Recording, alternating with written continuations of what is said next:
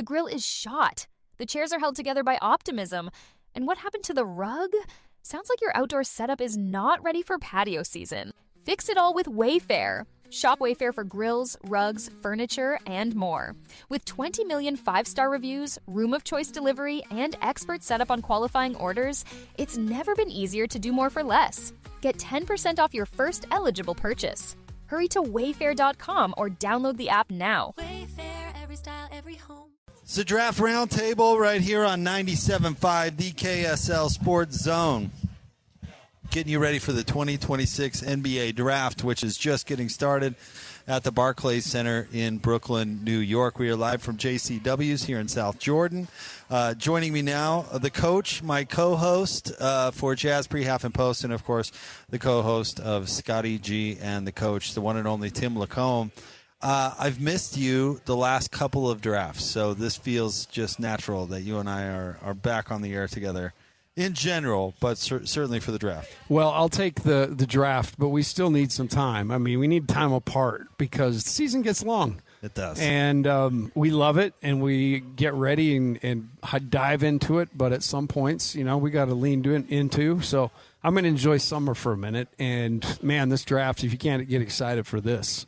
Wow, I heard you on my way in. I was listening to you, and you said you got to wait an hour typically, or 45 minutes. This thing's going to be right on top of us. Oh, man, you and I did the Doak draft. Remember treading water all the way to the 21st pick?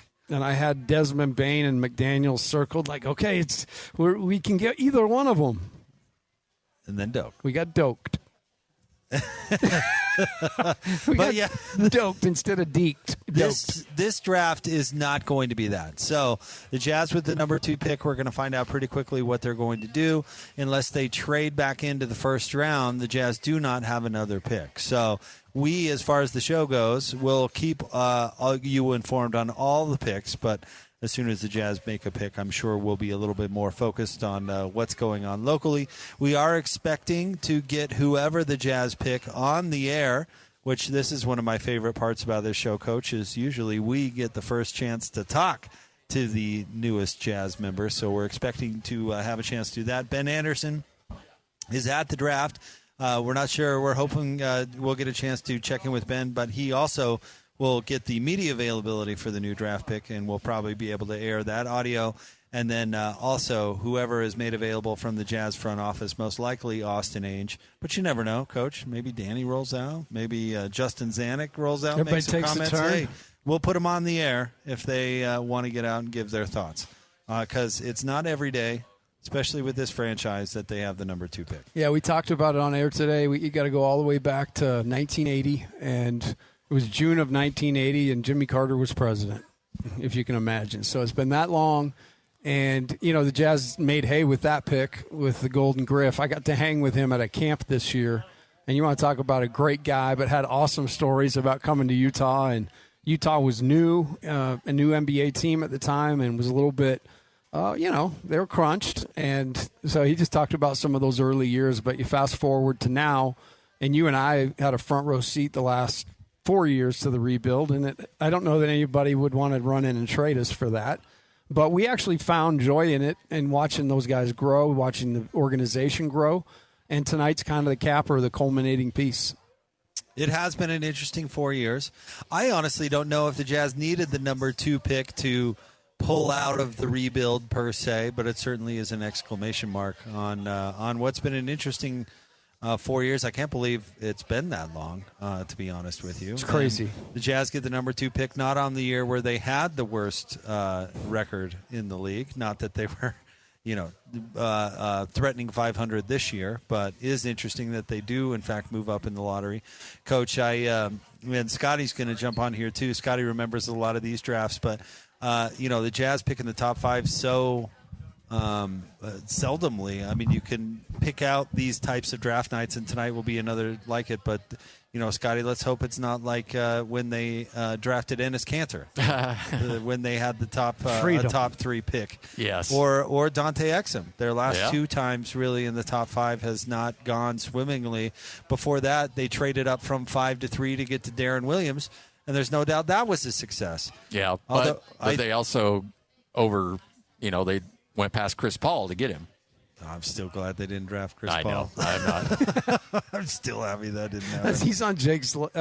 Jake's list. He's on the wrong side of it. Yeah, that was going to end the same way, whether it was Darren Williams or Chris Paul. Yeah, I think so. Yeah. Oh, baby. So we're ready to go, man. On the Wizards clock. on the clock. Let's go. I was telling Ben this earlier. I feel like the three, I mean, if we want to lump in, Boozer, Peterson, and AJ Dybantsa, it feels like that there's not a high miss factor on any of those three. Like even a Darren Williams, he hadn't done it that long at Illinois and kind of came out of nowhere. It felt like there was a little bit of an unknown, certainly with Cantor and Dante Exum, who the Jazz hadn't even seen either one really. There was a high miss factor. I don't feel that way about these three players we've kind of settled on as the options for the Jazz. No, we talked about it a lot over the process. This is definitely a time where elite players get scrutinized so much. That's all you have is time, so you just scrutinize. I think that the biggest thing here is, we talked about it today, the depth of this draft, the ability to go, in right and get the number 2 pick, and in essence it'd be a number 1 pick in a year. I mean, we sat through the Risa Shea draft together. I mean, that you know what I'm saying. So I do think the timing, that's when you're going to be good. You got to be good at make good decisions, but timing's got to be on your side. And it seems like with the Jaren Jackson move, which was instigated by John Morant not being able to get moved, which Jake told me early on in the process, it's not always the player. Sometimes a player just gets moved by collateral damage, and that's what happened in that instance. So the Jazz on the right side of timing, and tonight, like you said, they get to stamp it. I think they're ready to compete without this pick in next year, but this is just going to stamp it. All right, so the question is here, does AJ, in fact, go to Washington? And it makes too much sense. Washington needs to hit on this pick, but they also need a face of the franchise. They need somebody who's marketable. They need a lot to go along with that, and I think he fits a lot of those categories for Washington. They need a good, popular, charismatic, safe pick, and I think AJ probably checks all of that for them. And he doesn't overlap with Trae Young. And I can't believe they gave Trae Young that contract yesterday. Wow. I don't know. He's on both our lists. Yeah, I was really shocked with that, but all of a sudden you are thinking about overlap with Peterson, and maybe Washington isn't the type of franchise that would let that bother them. But, yeah, I think it feels like AJ Dybantsa is the safe pick for them. I said this kind of tongue-in-cheek earlier. I feel bad a little bit for AJ. I don't know if that would be the ideal fit for me. I mean, he's not going to get his number, right? Number 3. Unless he pays a hefty penny. I mean, they're just giving him $200 million. I get it. I got to imagine he gets to keep his number. Yeah, I would imagine it'd be hard to buy him out of that one. So, I don't know. Does he join a team that's Trae Young's team? I don't know. Do the Jazz really have somebody who can say it's their team? Not necessarily. I mean, there's certainly a role for a 1A type player on the Utah Jazz. And it doesn't feel like Lowry really wants it. I don't think his so. Team. And that's not his game. We've talked a lot about that, Coach. Yeah, the strength of Lowry is actually he can and has been for a couple of years. He's kind of been the guy that's let out, but he's also, I think, has the ability to read the room enough to understand, like Jaren coming in, Keontae making a jump. It's really kind of a shared thing. And to me, that's kind of where the chemistry and cohesion works. Oh, I just saw the reported trade. I'm like, wait, what? And I'm like, oh, no, it's Milwaukee. And oh, man, you made me jump away. I know. I saw that, too. I just saw it out the corner of my eye, reported trade. I was like, wait, what? And then, yeah. Don't do that that close to tip, man. I know. Well, here comes they say the pick is in, so we're going to hear any moment what is going to be available for the Jazz at number 2. I think we all assume it'll be AJ going 1. And it's a big day for BYU, a big day for Kevin Young to say he had the number 1 overall pick. First time in school history they've had high picks, but this would be the first number 1 pick for BYU. And, man, that goes a long way from a marketing standpoint. Absolutely. Yeah. I mean, they say what was it worth? I think BYU got their money out of this. Oh, yeah. I mean, the full-page ad in Times Square alone, but I saw an ad today, Red Bull, at the draft of his outstretched arms. So, I mean, he's gonna carry the BYU tag everywhere he goes. You know, I heard Brian Santiago on with you guys. What was that, last week or couple weeks? A couple weeks ago, and I thought it was a great interview. But I thought he was extremely honest when he said, I'd love to see him play for the Jazz, but I'd really like to see him go number one. Yeah. And I said in my car at the time, I said, I bet you would.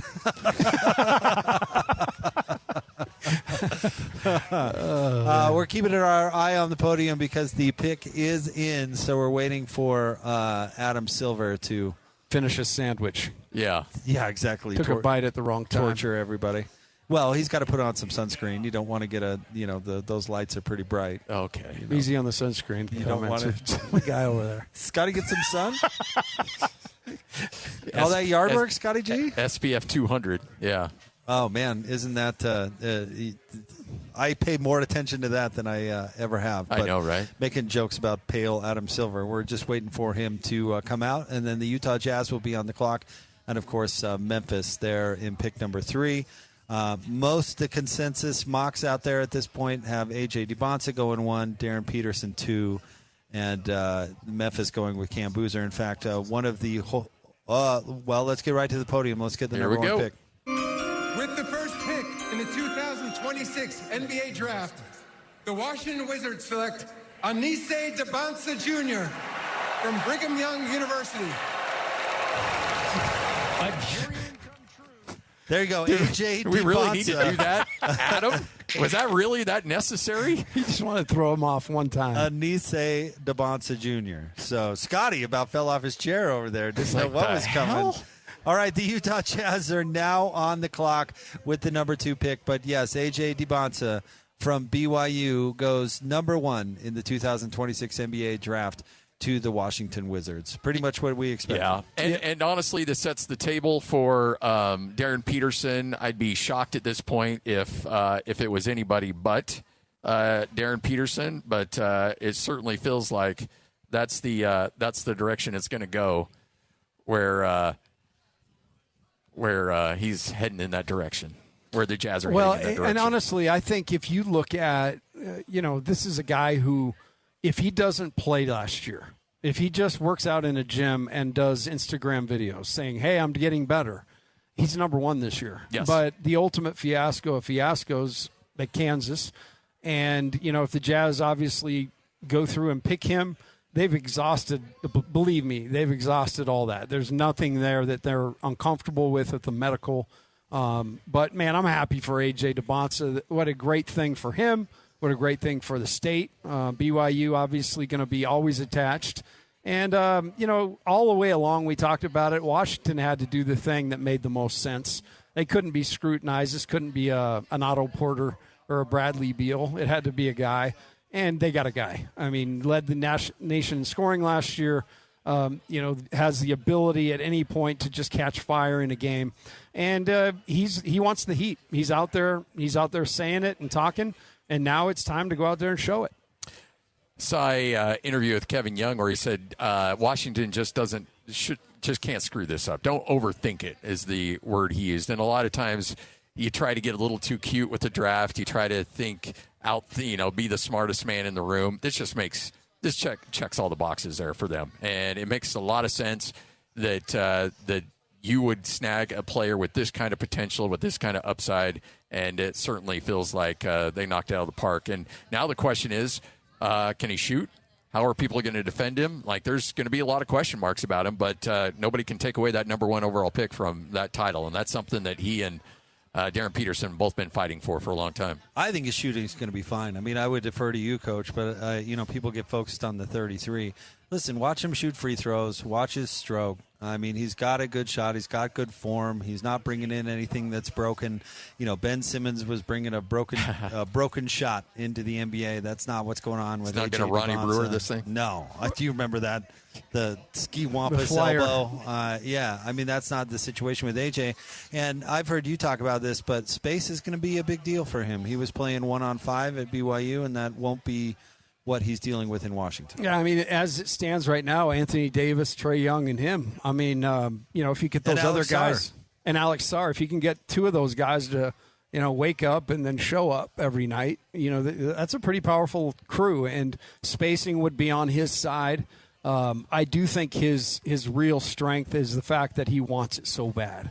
This dude wants to be the guy, and he, early on in the process, I'm like, I'm excited to see him do it in college, and man, he did it. He did it at a high level and had some adversity, losing Richie Saunders along the way.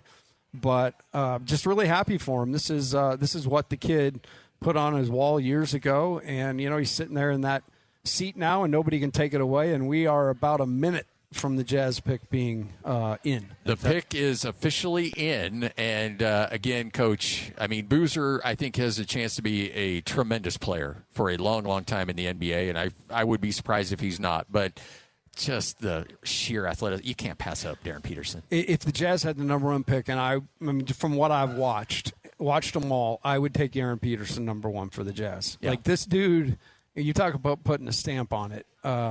Shot creation, Jake, is a major need for this team.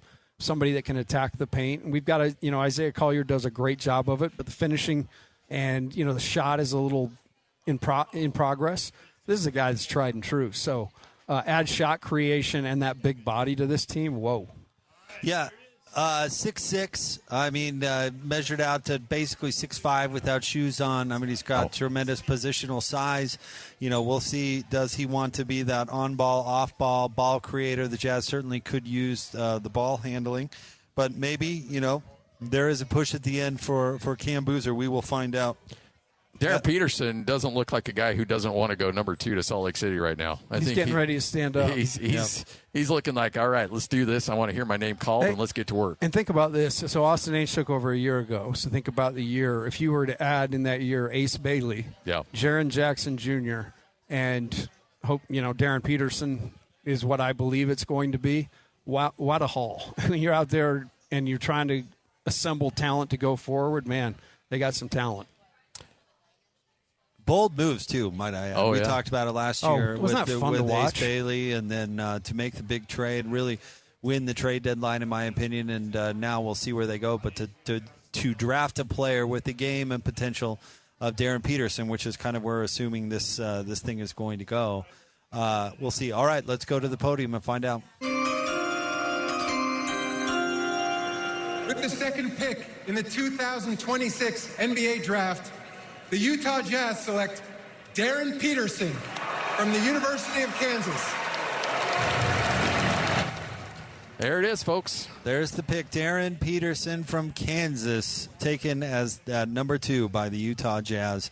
And, Scotty, the sky's the limit with this type of player, with this type of game. And I think certainly will step in and fill a role needed for the Utah Jazz. So when Darryn Peterson and Kansas were in San Diego in the NCAA tournament, Utah State was down there, and I specifically made sure to stick around and just have a courtside view of Darryn Peterson. And you could tell there was a certain level of dysfunction there between he and Bill Self and some teammates.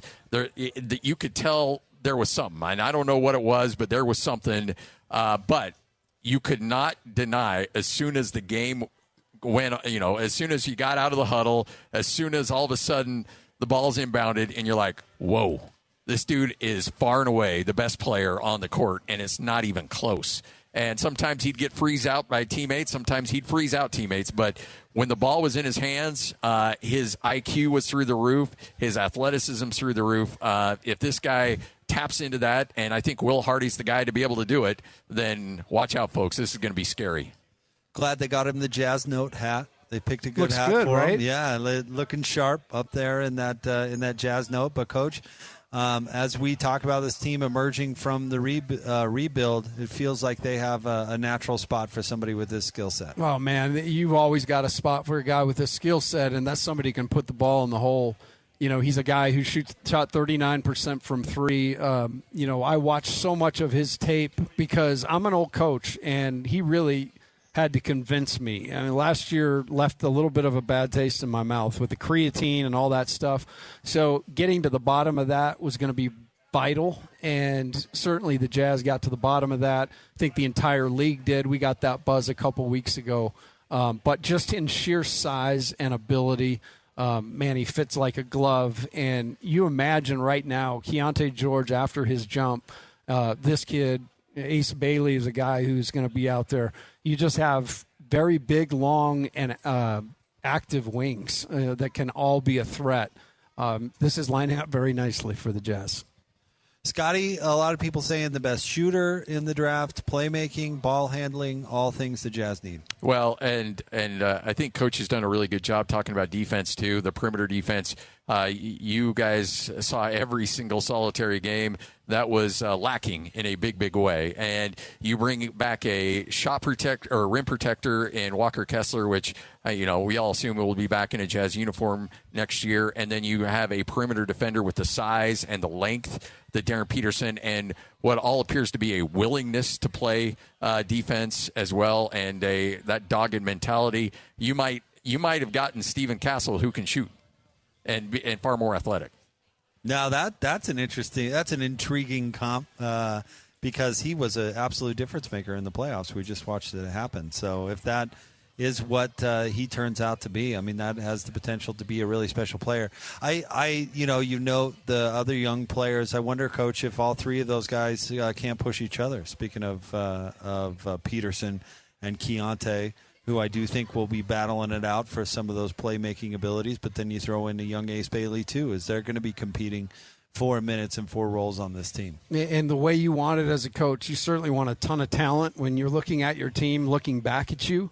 But you want a fire and a competitiveness amongst those guys that's, civil, and there's certainly chemistry, but it's a healthy competition. Amongst healthy competition and talented players, that's where greatness thrives. And, that's one of the real great things about this Jazz team in the last couple of years. While they've been hard, a lot of young guys got minutes, minutes in guts of games that mattered and answered the bell. You think about Isaiah Collier, Bryce Sensabaugh, Flip, and Cody Williams last year, definitely grew a ton. And so, now with a guy like this, you've got not just a front seven, but you've got guys behind it that are A, tested, and B, hungry. And, man, I'm telling you, training camp could be a lot of fun. So Shams is reporting that conversation that the Jazz had with Darryn Peterson over the weekend that he referenced in the interview essentially said, yeah, I'm ready to go. I'm ready to help you guys take the next leap. Let's get to work and let's get it done. And you can tell that this is a guy that wanted to be the number 1 overall pick. And then the tea leaves, he could read them and saw, okay, you know what? It's probably not going to happen. So what am I going to do? I'm going to go to Utah, and I'm going to play well, and I'm going to make everybody think that I should have been the number 1 pick and try to embarrass everybody. So and we kept saying this over and over and over again. I know you said it as well, Jake. When he said, or his representation said, he's only going to work out for the Washington Wizards, that was him saying, I think I'm the number 1 pick, and I'm not going to give anybody any thought that I'm thinking I might be number 2. I'm going to let the world know that I'm number 1. And then when that didn't go the way that he'd hoped, all right, let's talk to the Jazz and let's find a way to make this work and get after it. And you guys mentioned, Jake, you mentioned the fit with AJ, and it'd be a little tenuous in Washington. A team that's not winning, they don't have a great future. Some of those guys are hanging in the wind, perhaps with a move. Where Darryn Peterson comes to, the most solid locker room. I mean, there's a lot of teams that profess to have chemistry. Man, there's a lot of chemistry on this team. All right, let's time for the Grizzlies pick at 3. NBA draft, the Memphis Grizzlies select Cameron Boozer from Duke University. And there you go. Cameron Boozer goes 3 to Memphis. So far, exactly what we expected. If you're just tuning in, AJ Dybantsa goes number 1 to the Washington Wizards. The Utah Jazz take Darryn Peterson with pick number 2. And now Cameron Boozer goes 3. And kind of wild to think, Scotty, I mean, how often has the state of Utah had connections to players in the top, top 5? The Jazz have connections to Cameron Boozer. They actually employed Carlos as a scout. They have a connection to AJ Dybantsa. He goes to college here at BYU, and the Jazz end up with the one who they don't have any familiarity. I know, right? And that's funny because, I know that Carlos Boozer would have loved to have seen his son in Utah and been around him and everything that goes along with it. It would have been great to see AJ in Utah, but when it comes to who is the best player out of those top 3, it's Darryn Peterson. Darryn Peterson is the best player out of the three. Now, is Darryn Peterson going to have the best professional career? I don't know. Is his mind right coming off the Kansas debacle? I don't know. But if you look at sheer talent, sheer upside, sheer ability, Darryn Peterson is the pick. And the Jazz had him fall to number 2 the year after Ace Bailey fell to number 5. There's some good fortune going on right now. All right, we'll step aside. We've now got the 4th pick, the Chicago Bulls, on the clock. We'll have that pick for you coming up on the other side. We are live at JCW's here in South Jordan. Come out and join us. Place is starting to fill in. We've got a lot of Jazz shirts around. People, we've got a little celebration with the Darryn Peterson. A lot of people in Jazz land very happy. We'll continue to break it down. Coming up next, Coach Tim LaComb, Scott Garrard, Jake Scott. It's your Jazz Draft Roundtable here on 97.5, the KSL Sports Zone. The grill is shot. The chairs are held together by optimism. And what happened to the rug? Sounds like your outdoor setup is not ready for patio season. Fix it all with Wayfair. Shop Wayfair for grills, rugs, furniture, and more.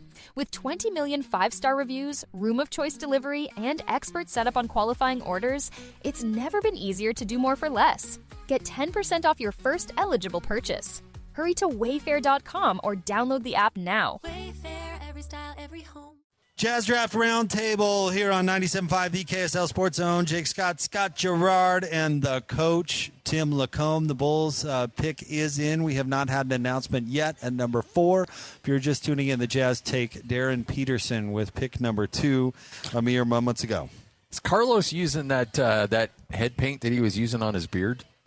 Maybe a little bit. Yeah, it it's looks pretty super dark, man. I respect that you two guys aren't makeup guys. No, we got into radio for a reason. Although the way it's going now, we might have to be. We leave that to Smitty. I'm still bitter about being on the stream in the YouTube. I'm still complaining about that. Hey, bro, truth in advertising, the table is round. It is. It is round table. I've done a round table on a square table, and it really threw me. Let's get back to the podium. Here's the Bulls pick. In the 2026 NBA Draft, the Chicago Bulls select Caleb Wilson from the University of North Carolina. All right, there you go. Caleb Wilson from North Carolina. So far, exactly what we expected. And I know the potential for Caleb Wilson is super high, but I know like Locke was coming on the station a little bit talking about how the Jazz could potentially select him at 2. Scotty, you don't really have to do a whole lot of talking yourself into Darryn Peterson. You might have to do a little bit with Caleb Wilson. Yes, and that's one where that's a project, and that's one where Chicago's investing in the future. He's not helping you day one like AJ and Darryn Peterson and Cameron Boozer. In fact, it would not surprise me with all the love we're giving AJ and Darryn Peterson. If I had to make a wager and I had to Sorsby my thoughts on next year and who the rookie of the year is, I would go Cameron Boozer. Like, I think Cameron's putting up the points, and I think he's getting he steps in day one and is a huge part of that Memphis team. Whereas I think the other two, one's got to acquiesce to Trae Young, and the other one is going to be with the Jazz team that's loaded. So Cameron Boozer, I think, is ready to go. Caleb Williams, on the other hand, no, not so much. Caleb Wilson, excuse me. I love it that Scotty has turned the word Sorsby into another word for gambling. It is. Austin Ainge, his media availability is going on. Let's throw it down to that. A huge part of us in the short term and the long term. We're really excited to add him. Had a chance to talk to him a minute ago, and he's super pumped. And coach talked to him, and we're really excited. Also, on lottery night, were you thinking, oh, Darren's there at number 2? I don't want to do that because it kind of affects everyone else. I'll just say that there's a lot of good players in this draft, and it was a hard decision, but we're so thrilled to have Darryn, and he definitely fits us super well, and he fits pretty much everywhere. He's a really good player, but I think particularly our roster, it really goes well. What do you think? Before you talked to him tonight, when was the last time you talked to him? We went out and met with him last week, and we went to his hometown. We went to Canton and hung out with him, and talked about our team and our program and how he would fit. And he shared how excited he would be to be with us if it went that way on draft night. He even was nice enough to stop in the middle of he's getting a bunch of new ink on his arm. You guys will see. He's a big movie guy, so he's got a lot of movie characters on his arm now. He was showing us that, so that was kind of a fun little meeting with him, and we talked about his family and what we would do if he ends up with us, and we all left very excited about the possibility. You talk about fit. What do you think he adds to this roster that maybe was missing before? He's just a really talented player, and the thing that we like most about him is for a 19-year-old, he feels very complete. He can drive left, he can drive right, he can shoot off the catch, he can shoot off the dribble, he can guard, he can play pick and roll, he can play off the ball. It feels like he can help all of our other talented players in a lot of different ways. A lot of questions are just about his health, kind of in the lead up of the draft. Obviously, cramping issues, the lingering hamstring injury. Where do you guys feel like he's at in terms of just the health process and your evaluation of that? He's been working out twice a day, every day, and he feels great. And when he did show me his tattoo, he looks stronger already. He's been working pretty hard. Our doctors went through everything from the combine and all the tests that were ordered, and we feel very comfortable, and he's ready to hit the ground running. We plan on seeing him in Summer League. Are there any health issues that haven't kind of come to light yet that we need to know about him? Nope. Last year you had 5 and 21. This year just number 2, so you probably dove extra deep on way less guys this year around. Was there anything that maybe surprised you with Darryn in the whole process? I would just say that when you can go as deep as we did in this process, you get limited amount of interaction with the player himself, and that's the case with all these guys and all the draft ranges. But you get a sense for what their coaches think about them, and it was great. I mean, Darryn got rave reviews from all of them. They speak a lot about his family and how solid and normal feels almost like an insult, but it's a positive thing in this sense. They just say he's just a really well-raised, really respectful, hardworking young man. And one thing that showed up a lot was just his work ethic and his confidence, his kind of quiet confidence, not scared of the moment, even though he's a quieter person. What were the conversations like with Will in terms of how Darryn can fit into the team's style of play? Yeah, I mean, I think Will has been really excited about this. He because Darryn fits all the plays in the playbook, right? He like I said, he is a well-rounded player, and there really isn't anything that he can't do. Obviously, he's 19 and he's got a lot of work to do, and we're gonna try to help him get as ready to win ball games as we can by opening night. But he doesn't have a glaring weakness. He just needs to keep getting better at everything. So what are the thoughts or feelings about him playing, whether it's the 1 or 2 or a combo guard, et cetera? Yeah, I mean, I think the playoffs and most games show us you need lots of guys that can attack and handle, and I think that position is probably better defined now by defense than offense. We talk about LeBron, Luka. What are they? They're point guards on offense and 3s or 4s or 2s on defense. And it doesn't really matter what you call Darryn. He's going to run a lot of pick and roll. He's going to come off screens. He's going to come off handoffs, just like a lot of our other players in our offense. So he can do everything, and we'll just see how it expands and how it fits within the group and the best way to use him early. And maybe 3 years from now, there's even more ways. But we're really excited to throw him in all these situations. Do you remember the first time that you saw Darryn play? I don't. It all kind of blends together. I mean, I'm trying to picture, we were rewatching film last week, and I knew I was going crazy when I could predict what was going to happen in each possession. And it was just I'm so tired of watching all of this, So, but I mean, I've seen plenty of high school games, plenty of high school all-star games. I don't remember the first one, to be honest with you. Walk me through the Canton trip. Why was it so important for you guys to kind of get that FaceTime with them, and what was it like just being there with him and his old team? We felt really comfortable with him in the combine, and we had been in great communication with his group and talking about everything. We just wanted to be a little extra sure, right? And we have the time. With only the number 2 pick, we were not doing tons of draft workouts, and so let's just go out and see him and see where he's from, get to know him even better, and just make sure that if we ended up with him on draft night, that we have the best plan from day one. So who's we? Went to see him? Myself, Avery Bradley, Danny Ainge, and Justin Zanuck. Ryan and Will were both in weddings. Couldn't make it, but we went, and they called them, and like I said, we've been in contact throughout. And Ryan and Will were both at the combine and talked to him there. So we've all had a chance to talk to him. Austin, some years it's pretty clear who the number 1 guy is, or the number 1 and 2 guys, but there was really good talent in this draft. When did you really decide on your board and come to a conclusion where you knew who you wanted to take as number 2 pick? Yeah, that's an interesting question, right? It's a group and it's a team. This is all a team effort. And but I would say a few days ago is when I kind of locked in and sat down with Ryan and said, hey, let's do this. And he was all on board and excited with what we ended up with.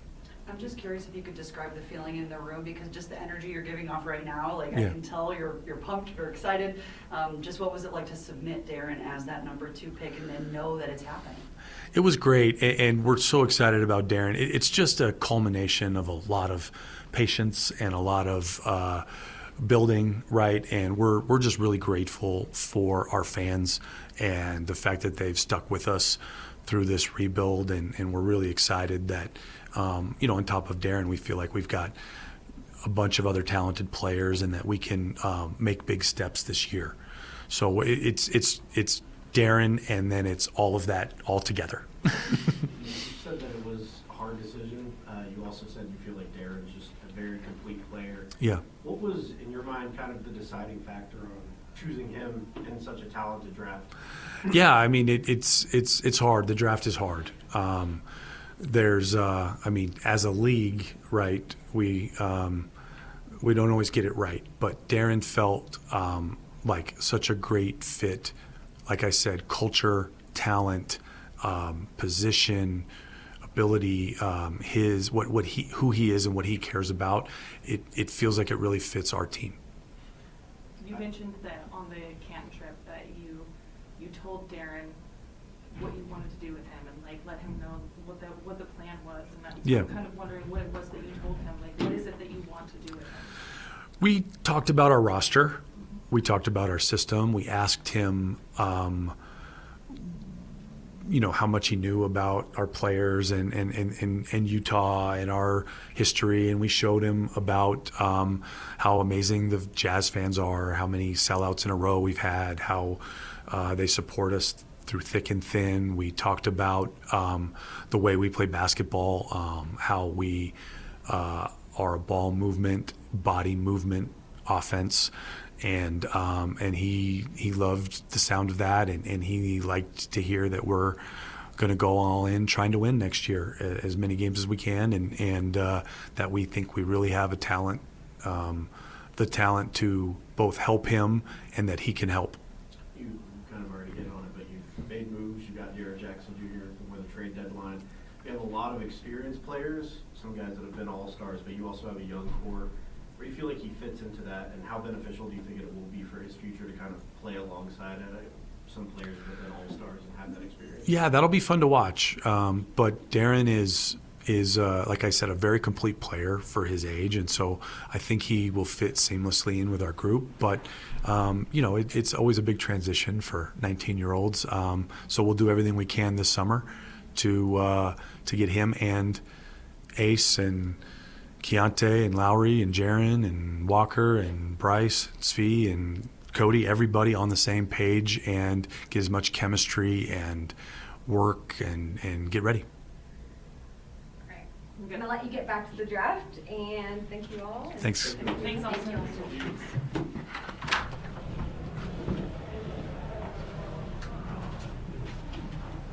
Good job, team. Great. Over.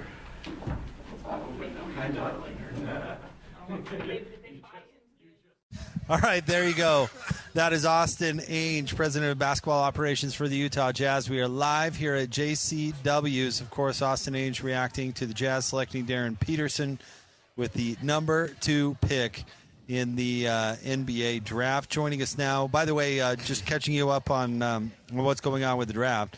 The Sacramento Kings now are on the clock with about 3 minutes to go. Brooklyn, the Nets just picked Mikel Brown Jr.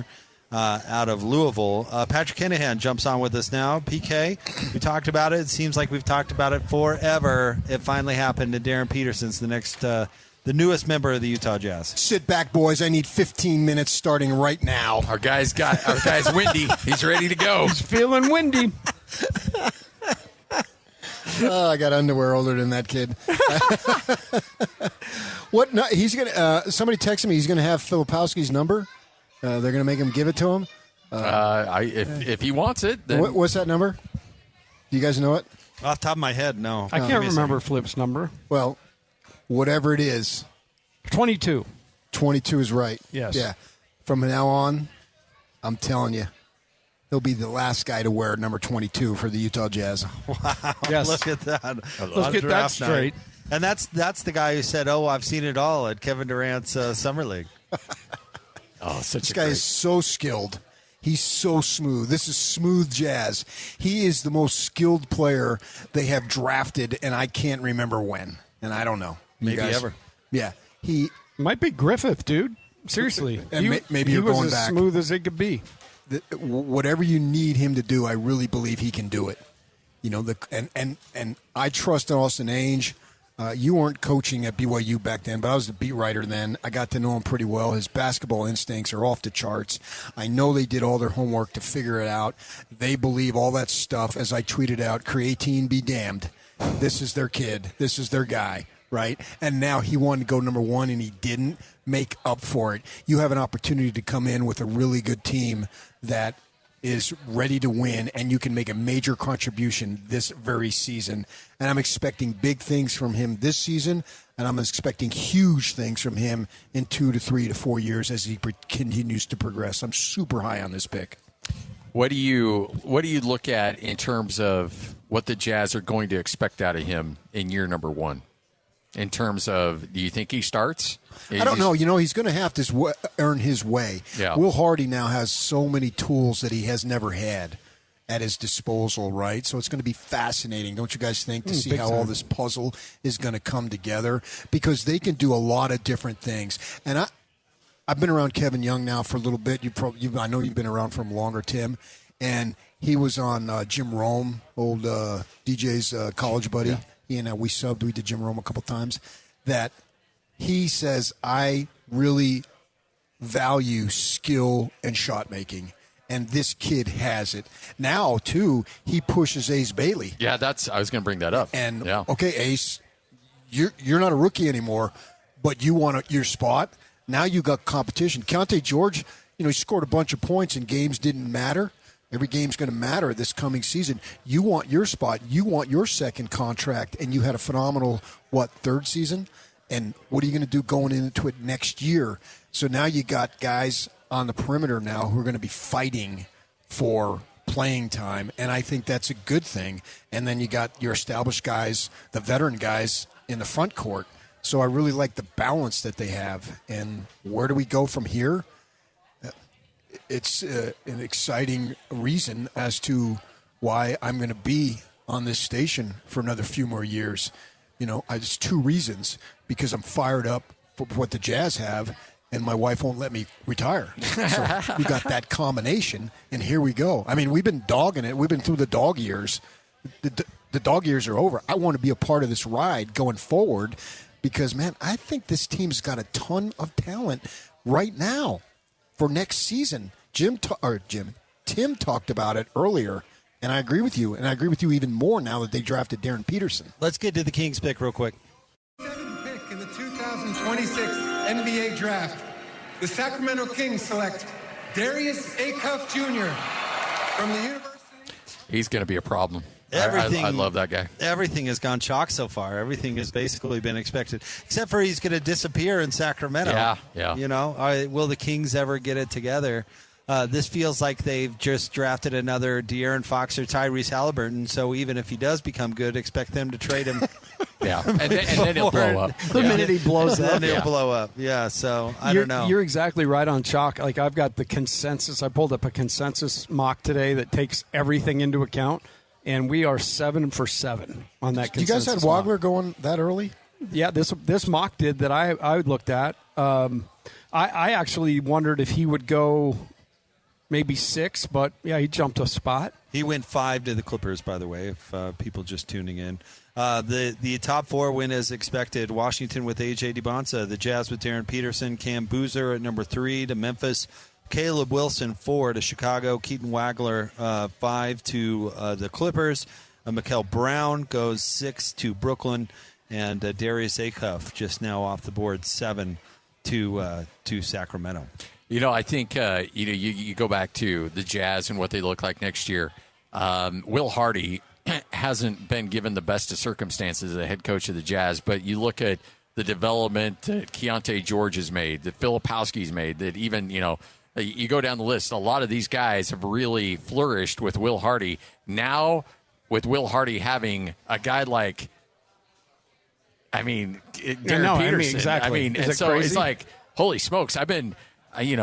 no offense to some of these guys, but he's been making chicken salad out of chicken you-know-what. Now he's going to start with chicken salad, and what's he going to make out of it? He's going to have filet mignon before it's all said and done. So it's amazing to think Will Hardy has been really good developing some really good young players. Now he gets one of the most athletic players that we've seen in the draft in many, many years, and what he gets to do to work with that, watch out. Well, and he actually gets to play them, huh, Coach? Exactly. Yeah, they get to actually play and play to win. Yeah, and the other thing, Jake and I have sat and watched it, the ability for every little blurb, every iteration of the Jazz that were the last 4 years, and we've seen a lot of dudes roll through town. He made, each little group of that memorable. You gave a game where they went and won a game they shouldn't. Even through it all, he just kept his head up. So I of all the people I'm happy for, it's Will, because he has absolutely, Austin hit it. Like, anybody that can shoot and move around and you can use as he's going to be bigger than most his counterparts, that are trying to guard him. So he's going to have a real advantage, a guy you can play through. All right, let's step aside for just a moment. We're here at JCW's in South Jordan. We'll give Coach Combe a chance to, what'd you get over there, team? Bacon blue. Yeah, I don't mess unless Lloyd messed it up. He could have. Oh man, if Lloyd's involved, who knows? I wouldn't eat it actually. If I were you. He was offended that I asked, but I was like, I'm on the air. I don't know that I can walk over there. So if you wouldn't mind snagging that. The Hawks are on the clock right now. We'll tell you who they pick coming up on the other side. We are expecting to talk to Darryn Peterson at some point. So stay tuned. It's the Jazz Draft Roundtable right here on 97.5 the KSL Sports Zone. Jazz Draft Roundtable live from JCW's in South Jordan. Come on by and see us. Got Garrard, Patrick Kinahan, the coach, Tim LaComb, Jake Scott as the Jazz with the number 2 pick in the NBA draft. Take Darryn Peterson. We are hoping to have Darryn Peterson on the air sometime tonight, so stay tuned for that. We had Austin Ainge. We aired his availability live, which was certainly a nice thing to do, and we'll keep the picks coming. Currently on the clock still, the Atlanta Hawks. So, in fact, I don't know if they've already picked it or are about to pick. In fact, let's throw to it. The 8th pick in the 2026 NBA Draft, the Atlanta Hawks select Kingston Flemings from the University of Houston. Again, shock, Coach LaComb. We're seeing all these guards come off the board just like we expected. Yeah, we talked about it today. After the first 4, it was kind of going to be a race for point guards. And I was just curious the order. Tonight we saw it, and Wagler went first. Brown, Acuff, and now Flemings. I would imagine if everything stays chalk that we're looking at Nate Ament next. I'm surprised. Tennessee. I'm surprised we haven't seen those clubs that have multiple picks move up a little bit. Somebody like Oklahoma City, maybe we'll actually start to see some trades for, I don't know, teams moving up for need. Yeah, I expected there to be a lot of trades tonight, and I guess the one thing you never know is a pick's made and then you hear about it after. So, I mean, we got to hold tight on making sure that some of these are going to stay where they're at, but so far it looks like that's what it is. Kingston Flemings is an interesting selection there for Atlanta. I think he has a chance to. Again, when you look at players that have an opportunity to come in and be good defensively, but also just crazy playmakers, Flemings really fits that mold, especially on the offensive side. Yeah, if you can play for Sampson, you can play for me. And I think this kid is. He was a guy that was brought up, I think, by Matt Babcock the other day when he had him on. I just said, who's a guy that you think will punch above his weight? And he said Flemings, for all the reasons that you would think playing for Sampson. You're going to be well-schooled. You're going to be put in pressure situations, and just like they did, you're going to play in huge games. This is cashing in on that pick they got from New Orleans last year when the Pelicans traded the Dumars. The Dumars, the unprotected pick. So Atlanta lands a guard, and I honestly think I wonder Quinn Snyder needs to start making some waves. He's been in Atlanta for basically, 3.5 years now, going into his fourth year. I wonder when expectations will ramp up for him a little bit, but who knows? Maybe this is somebody, Scotty, that makes C.J. McCollum a little more expendable there in Atlanta. I'm not sure. I will tell you, I am happy that we're not talking about the Jazz drafting one of these point guards. Well, I mean, honestly, you saw Sacramento picking at 7 and getting a good player at Acuff, but the Jazz were a coin toss away from being in that 7th pick. Yep. And it just shows you that finally the Jazz were due a little good luck, and the basketball gods kind of smiled upon them on that one, because if that thing goes tails instead of heads or whatever it was, we're talking about the Jazz scrambling to try to find somebody at 7 and, who's a good fit, and now you're drafting for need instead of, best player available, blah, blah, blah. The fact that Darryn Peterson has fallen to the Jazz and Ace Bailey has fallen to the Jazz in back-to-back drafts, this team's ready to go. This team is not and PK, I'm kind of curious to know your thoughts. This is not a play-in team next year. This is this is a bona fide squarely in the playoffs, and that should be the expectation day one. Oh, I don't think there's any question about that, Scotty. We don't know what's going to come with other rosters. There's moves to be made coming up next month, so we'll have to see about that. But right now, if you want to go high, why not 3rd? Why is that outrageous? I don't think it is. Not in the West. Not right now. We'll have to see what moves the Lakers make and whatnot. But, Denver seems to be on the decline. That's according to Jokic himself in his final comments. We know we've got the other two teams at the top there in OKC and San Antonio. We understand that. But who's ready to jump into that spot? If things come together, I'm not saying I wouldn't, to go Scotty, I wouldn't Sorsby it. But I would think that it's a possibility. And I would never say that, but I heard Scotty say it while I was eating my free hamburger. Fill me in on that. I'm missing it. I'm just kidding. We all know what a Sorsby is. If Scotty says it, we can all run with it. Right. Is that the rule now? We call him Kenny Rogers not because he can sing. No. It's because he's the gambler. Oh, me? No. I'd never. He flinched like he did when they said Anisette. Yeah. You're like, what? This is completely out of the blue. I got to tell you, I would pay good money to see Scotty do the little karaoke. We're going to get the karaoke machine on the old station barbecue. Is that going to happen? We're going to make that happen. We got to hear those pipes croon something? Yes, sir. Let's go. Oh, PK and I are working on Endless Love. I figure about 1 a.m. the police will be called. No, before that, when you start in that neighborhood, when you start singing at 8 o'clock, it'll sound like they got to put an animal down. We've all heard you sing. Come on. Sorry. I digress. I do love PK's greatest hits. That gets rolled out every now and again. Love me do. You know I love Darryn Peterson. I love the pick, guys. I'm telling you, I love the pick. Jake and I are going to get paid back for 4 years. Oh, you guys deserve it. Yeah. Like going into every game with that lineup, and you guys said it with Will Hardy being able to say, which one of these guys do we want to pick on tonight, and then just do it. Let's go to the Mavericks pick.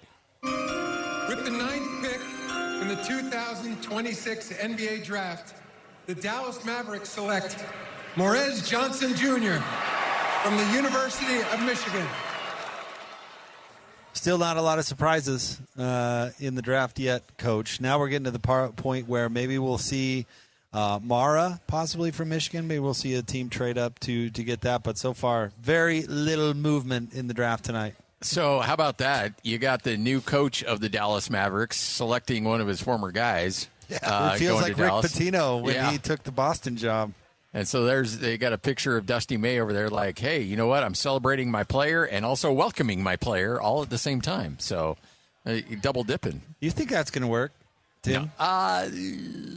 Those are always interesting. I have heard great things about Morris Johnson. I've heard he is actually a guy, that it will definitely outplay where he's picked.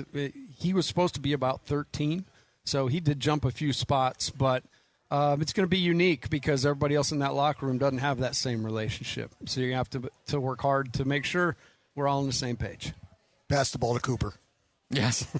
I mean, that's the easy. Or let him pass it to you, yeah. Just don't mess with Cooper, Morez. What do you think of Dusty May, head coach? Wow, what a meteoric rise. Is there ever in anything like this that you can think of? 4 years ago, down in no man's land, Florida, with Florida International, Final Four. And that was 4 years ago, right? Less? Yeah. And then Michigan sucked before he got there. And I realize the transfer portal has changed everything, but it's changed everything for everybody. Mm-hmm. And Michigan has the resources, but yet to get them where he got them and where he was in just a short time, now he's with the Mavericks. This guy is the classic strike while the iron's hot. And so far the resume, but is there a big track record of college guys succeeding? Pitino's a great college coach, but he sucked. Terrible. Not so much with the Knicks, but with the Celtics, to where he uttered the famous line, Mikhail, Bird, Parrish, not walking through that door, that we repeat all the time. So anybody else jump at you guys? The list is short. We talked about it on our show this week. Larry Brown, and it's a long time ago. But Larry Brown was he a I know. college coach? He was just a coach. He was a college coach first, and then went up. Then the other ones on there were Billy Donovan and Brad Stevens. Billy Donovan, yeah. So it hasn't been done a bunch. But has Donovan really had a lot of success? No, he hasn't. No. But he was able to outrun the posse. He did stay employed. You got me there. Yeah. That's part of the gig, dude. I know. Outrun the posse. Oh, yeah. I once had a coach tell me that Idaho State was a great job. You know the guy. I'll tell him off the air. And I said, what are you talking about? He says, that guy has been there for 8 years, and they never win and they never fire him. That's a great job. It's true. Yeah. I guess it's all paradigm, baby. Yeah. Just pay me. It was a guy at Utah. Just get that money, and don't be in the sports headlines. Don't be in the news headlines, and you'll be all right. I guess Dusty May is so young enough. If it doesn't work, and go back to college. He could go 0-82 next year and get fired and have any job he wants. Who was in the college. other the old guy from Michigan? Oh, John Beilein. Yeah, and Tark. He made a beeline for out of the NBA in about a year. That's very good. I like that was that. a very bad hire. Terrible. Yeah. And the guy who thought that he was in line to get that job ahead of Beilein, you know who it was? Yeah, I told you on the air about that. It was Alex. Yeah, it was Alex. Oh, yeah, I had a long conversation with Alex about that very because thing. he was the coach of the year in G League that year. He was with the Jazz. Oh, it was the Jazz. Okay. And the GM wanted Alex, and he got overruled by the owner. Mm-hmm. You can think of who was the guy who took over for Phil Jackson with the Bulls. He was terrible. Tim Floyd. Even former Ute coach Larry Kraskowiak went from Montana and went and coached the Bucks, and that went so badly. Season. I think it only lasted 1 Remember year. Mike Montgomery from Stanford? Oh, when he went to the Warriors? Yeah. That was crazy. I mean, that was mind-boggling when that came out. It's like, he's doing what? Do you remember when Oh, no, he never did. It's rumored that Beilein in that first meeting, he pulled out fiddlesticks, and he's like, gents, I'm going to teach you an old-time game. It's going to teach you patience and resilience. We will pass the ball 4 times before anybody takes a shot. By the way, the Milwaukee Bucks now on the clock for the 10th pick, so we'll see which way the Bucks go. So far, no big trades in this draft. Everything going somewhat according, especially the top. Obviously, AJ Dybantsa going 1 to Washington, and Darryn Peterson going number 2 to the Utah Jazz. We're hoping to have a chance to talk to Darryn Peterson at some point tonight, get him on the phone for an interview. We already did hear from Austin Ainge. Also, Ben Anderson is on the ground for us in New York. Maybe we'll get a little bit of his availability back, and we'll get that on the air as well when it comes. But a banner day for the Utah Jazz, picking up a big-time player with the number 2 pick. And I do like it. I feel similarly to last year, Scotty G, but, for the Jazz not to be scared off by what Ace Bailey's camp was doing before the draft and just go ahead and pick their guy. I think you can say a little bit about the same here, with all the did he work out, did they meet, where did they meet, all this stuff, and the creatine cramps to not get distracted by, should I take Carlos Boozer's kid, or do we trade up to get the BYU guy, to just do the kind of, I think, bold thing, not to overuse the word, but stay in your pick and pick who you think the best player is. Yeah, and look, there was a lot of people out there talking about, the Jazz might move up to 1. That was never a conversation. No. It never happened. I mean, maybe Washington called like, hey, would you be interested in hopping in? No, we'll get back to you on that. Click. That may be the gist of the conversation between those two. But honestly, I think the Jazz always had Darryn Peterson, number 1, on their board. I would have loved to be a fly on the wall and see who number 2 was, because it may not be AJ Dybantsa. It could have been Cameron Boozer at number 2. Sacrilege. I know, right? I think the Those Jazz... Aggies are just looking for any chance they can to poke the bear. Jab. That's why I don't like them. Nobody does. It's us versus the world. Who was the Aggie you guys were having a showdown about on the air for our college football roundtable? What was that all about? When things got heated between you two? Not that I want to bring up that back. Between us? Yeah. In the football roundtable, you don't remember that? At the other JCWs. The other JCWs. Yeah. I don't know. You guys are legit getting after heated it. or like PK? Oh, it was dick heated. Was about the Aggie quarterback? Oh, he's slamming BYU, and I had to defend him. Yeah, okay. That's exactly what it was. Sure, that's what it was. It was. I remember it now. I don't remember the specifics, but I remember, and he was bigger then, so I was a little more nervous. It certainly made me uncomfortable listening to it. I'll tell you. I don't know if I can yank you out of the HR room anymore. I know. I was glad you were fat then. Save my gig. All right, we have the pick for Milwaukee. They've selected Braden Burries out of Arizona. And Coach, there's a guy I know you were thinking highly Solid. of. Love him. Love him. Yeah. Solid, huh? That's not a glowing. Is that just because he's a Wildcat, or no? I think he's solid. I mean, you got to remember where you're drafting the kid. Yeah, it's a little later. I don't foresee stardom, but watching him play a number of times, I'm thinking like this sounds negative, but I don't mean it. Like a poor man's Drew Holiday, maybe a little less than Drew Holiday, but solid. And I think the world of Drew Holiday. Do you think if this was last year's draft, Braden Burries would be top 5, top 6? Last year's draft, huh? I think he would. I have to go back and review all of last year's picks. I don't know, because last year's draft was pretty good, man. The top 5: Flag, Harper, Edgecombe, Con Knipple, Ace. So that's why I said 5 or 6. Yeah, not 5. No. Hey, I want another argument between you two. I know. I think we should light that fire. I don't even remember this. I'm surprised. It was heated. I'll tell you why I like Burries. He scores so easy, and I look for guys with the it factor. Like in the drafts we've done together, Jake and I, like a guy that stood out to me. He's on the market right now, Trey Murphy III, who I just absolutely love his game. Okay. But I just look for it, And this kid, to me, I watched him play a couple times, big moments. He just seems to have it. Well, and PK is going to roast me this because I'm bringing up Utah State, but the Aggies were in that game against Arizona, and Burries was the one that put his foot down and said, "No, we're done here." Made that big. Well, I mean, if they didn't get a 9 seed, they would have gone to the Final Four. Obviously, I never said that. Somebody else applied I think a head coach he's in said that. Ohio. Yeah, as if he got a 7 seed, he would have signed a long-term contract. Yeah, exactly. It's like, well, they gave me a 9 seed, so I have to leave. Hey, what day is it? Okay, I still got to be Utah State. Okay. All right, we'll step aside. On the clock right now, the Golden State Warriors for pick number 11. We're also getting word we're hoping to get Darryn Peterson on the phone coming up in a short while. So make sure and keep it tuned right here to your Jazz Draft Roundtable on 97.5 the KSL Sports Zone. Jazz Draft Roundtable. Jake Scott, Scott Garrard, Patrick Kinahan, and the coach, Tim LaComb. The Utah Jazz, if you're just joining us, take Darryn Peterson with the number 2 pick in the NBA draft. On the clock right now, I believe we have the Golden State Warriors, so we'll see if they step up and who they pick. We'll find out. After that, you've got Oklahoma City, who's picking at 12, and I'll be really curious to see which direction they go. We've just been informed that we're hoping to hear from Darryn Peterson coming up here in a few moments. So stay tuned. We will have a few minutes with the newest member of the Utah Jazz. And PK, I'm curious to talk to him. In fact, we may have him coming up in just a minute as we get a chance to get to know somebody who's going to be in town for Summer League just next week. Yes, sir. Oh, yeah, man. I'm fired up to see him come. I want to hear what he has to say.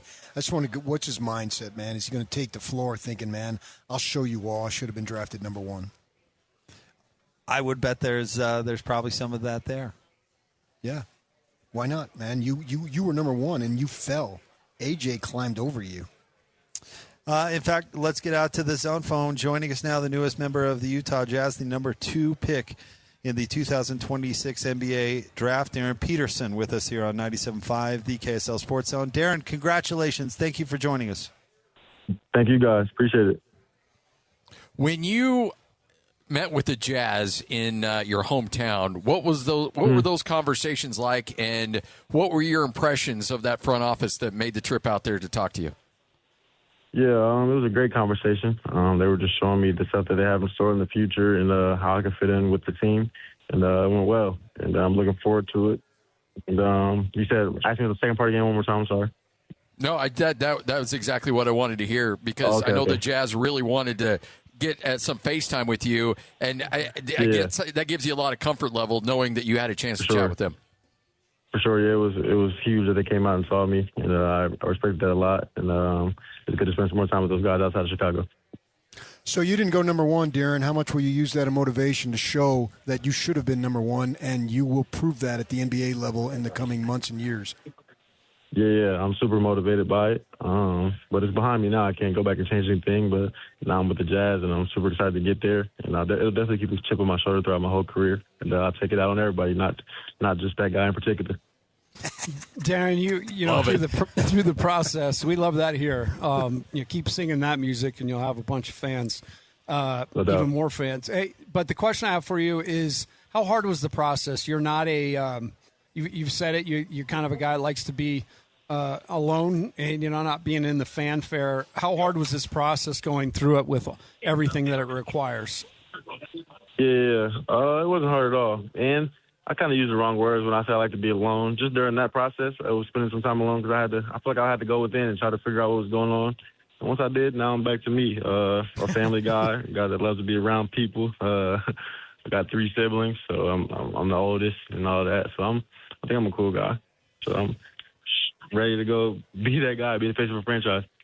I'm not sure how familiar you are with all of the Jazz roster, but know you're familiar a little bit with Keyonte George, and you talked to the front office. Yep. How do you think your game fits on this team? I think, like you said, with Keyonte, we're 2 dynamic guards, and I think we'll be one of the best backcourts in the NBA early. And then we have Lowry and Jaren Jackson and Walker, and I know Bryce Hensenberg went to Ohio State, Ace Bailey, so I know a lot of the guys, and I think we'll all complement each other's games well. Your plans are to go to Summer League next week here in Salt Lake City, correct? Yep, for sure. Darryn, most guys who are drafted second are going into a losing situation, a team that's rebuilding. This team has reloaded and is ready to win, and you're going to have to find a spot on this team. Nothing is going to be guaranteed. How much does that mean to you to go to a winning team and then try to find your way to make playing time? It means a lot. I want to go to a team where I can win now, and I think Utah gives me an opportunity to do that. So I'm prepared to go in there, and like you said, my spot isn't going to be given to me, and nothing's been given to me throughout my whole life. So I'm prepared to go in there and do what I got to do to be on the court. Darryn, your experience at Kansas, just there a few months and a lot of ups and downs, but generally just kind of your experience there and what you learned from it. I had a great experience, obviously the ups and downs, but that's a part of the game, and I enjoyed every part of being in Kansas, and I picked there 1,000 more times if I could go back. But it's behind me, and I'm feeling great. Well, Darryn, this is a huge night for you, so we can't thank you enough for giving us a few minutes to come on and introduce Salt Lake City to you a little bit. We can't wait to see you when you get to town. For sure. I'll see you guys soon. Thank you. Thank you, Darryn. We appreciate it. There you go. Oh, he connected with PK. Darryn Peterson. He got the head nod. PK couldn't have scripted a better answer than that.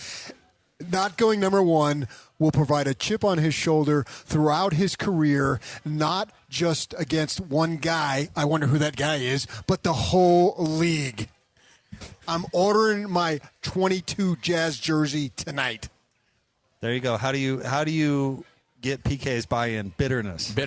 Angry and bitterness. So it's so funny.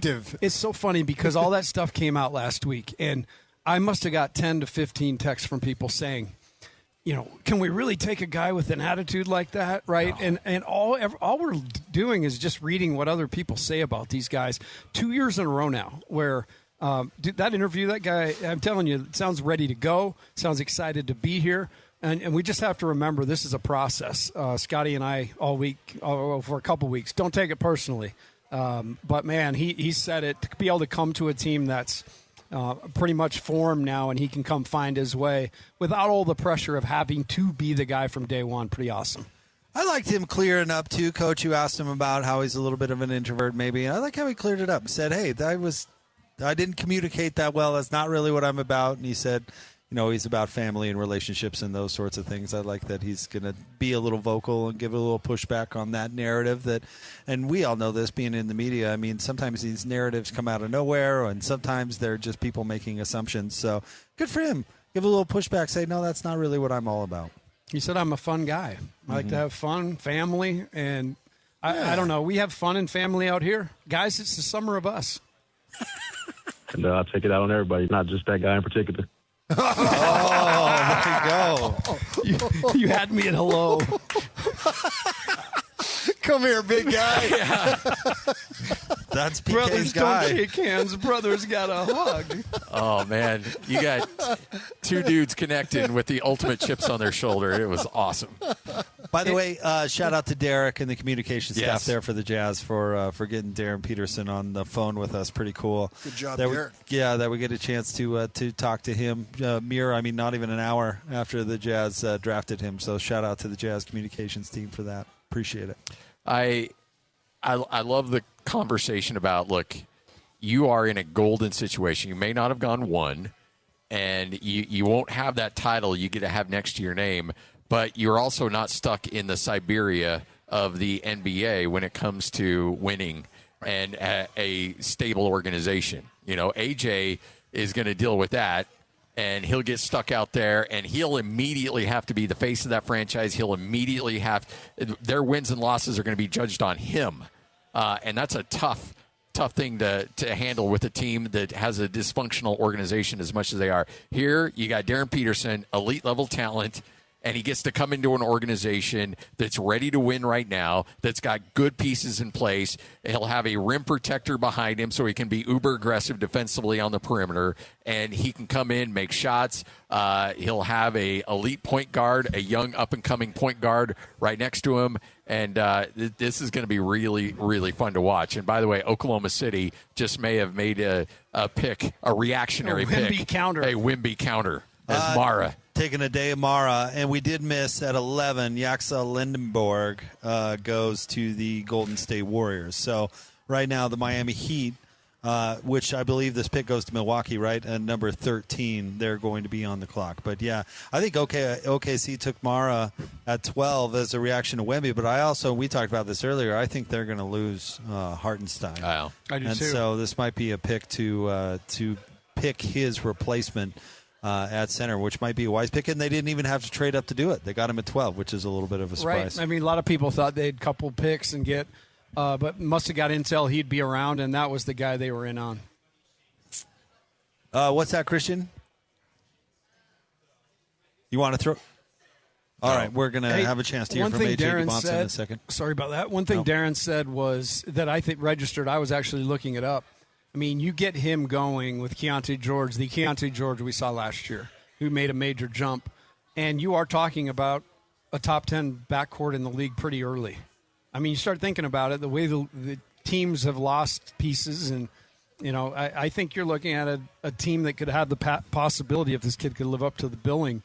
I mean, that's pretty awesome. And then to have the front court that you've got and the rim protection and the shooting, man, this is an incredible job of a rebuild, my friends. Took a bit, but we're here. Yeah, suddenly it seems worth it. It does. And, it was one of those situations where, it's like that Adam Sandler movie when you want to hit the remote and just fast forward to the good stuff, the fun stuff. Well, that's Jazz fans. You had to endure it. You had to deal with it. But now it's here. And I can't imagine what that place is going to be like on opening night because the expectations are going to be very, very high with that squad. Jake and I needed that remote. Yeah, right. We could have used it a couple nights. We certainly could have. Thinks that, just to take off on what you guys are talking about, thinks that he and Keontae George can be one of the best backcourts in the league pretty quick. And honestly, Ace Bailey might have something to say about that. I think the internal competition is actually going to be something that's healthy and good for all those players. I mean, Keontae took a huge step last year, but he still needs somebody to push him a little bit. And doing it against on a team that's not trying to win, it has a little fake to it. So come in, and now you're going to have to earn your spot. 100%, yeah. I mean, competition, it's what it's about. We coaches say that all the time. And Will Hardy's specifically about it because, he's going to go to Ace Bailey and say, hey, look, you know what? Had we not drafted this guy or, Boozer was the only one available, you would have been starting. But now, Darryn Peterson's going to battle you for that. And so that's for Ace. And then you got Darryn Peterson saying, I can play a 1 too. And so you go to Keontae like, hey, you better, that jump you made from year 2 to year 3, you better be ready to make another jump from year 3 to year 4 if you want it, especially with that max contract coming your way. So, yeah, I mean, I think there's a lot on the line here for a lot of these players, and it's a wake-up call because not only did you get better, but you got guys that can play a lot of different positions. Oh, that's the best part. But that's what the general theme of the roster is as I look at it. I mean, if you want to go big, you can go big. You want to go small, you can go small. You're always going to have an advantage out there with your height to be able to play through guys. But, the guys on the contracts for next year as of right now, Markkanen and Jackson, Bailey, Conchar, Williams, George, Mihailuk, Filipowski, Sensabaugh, Collier, and Darryn Peterson. Pretty good. One of those is not like the other. Yeah. Man, Svi's going to have to beat out a lot of guys to start this year. Hey, but he's got you got to remember how well last year. He just smoked everything. He was so good last year. And that's a guy, again, you want his situational guy? Got that too. I mean, look, like I said, Will Hardy made Svi a good NBA player. Imagine what he can do with Darryn Peterson. By the way, did we miss that? We didn't talk about that when we were listening to Austin Age. Did he say that Will was not there because he's at a wedding? Yeah. Wow, that's a bad timed wedding.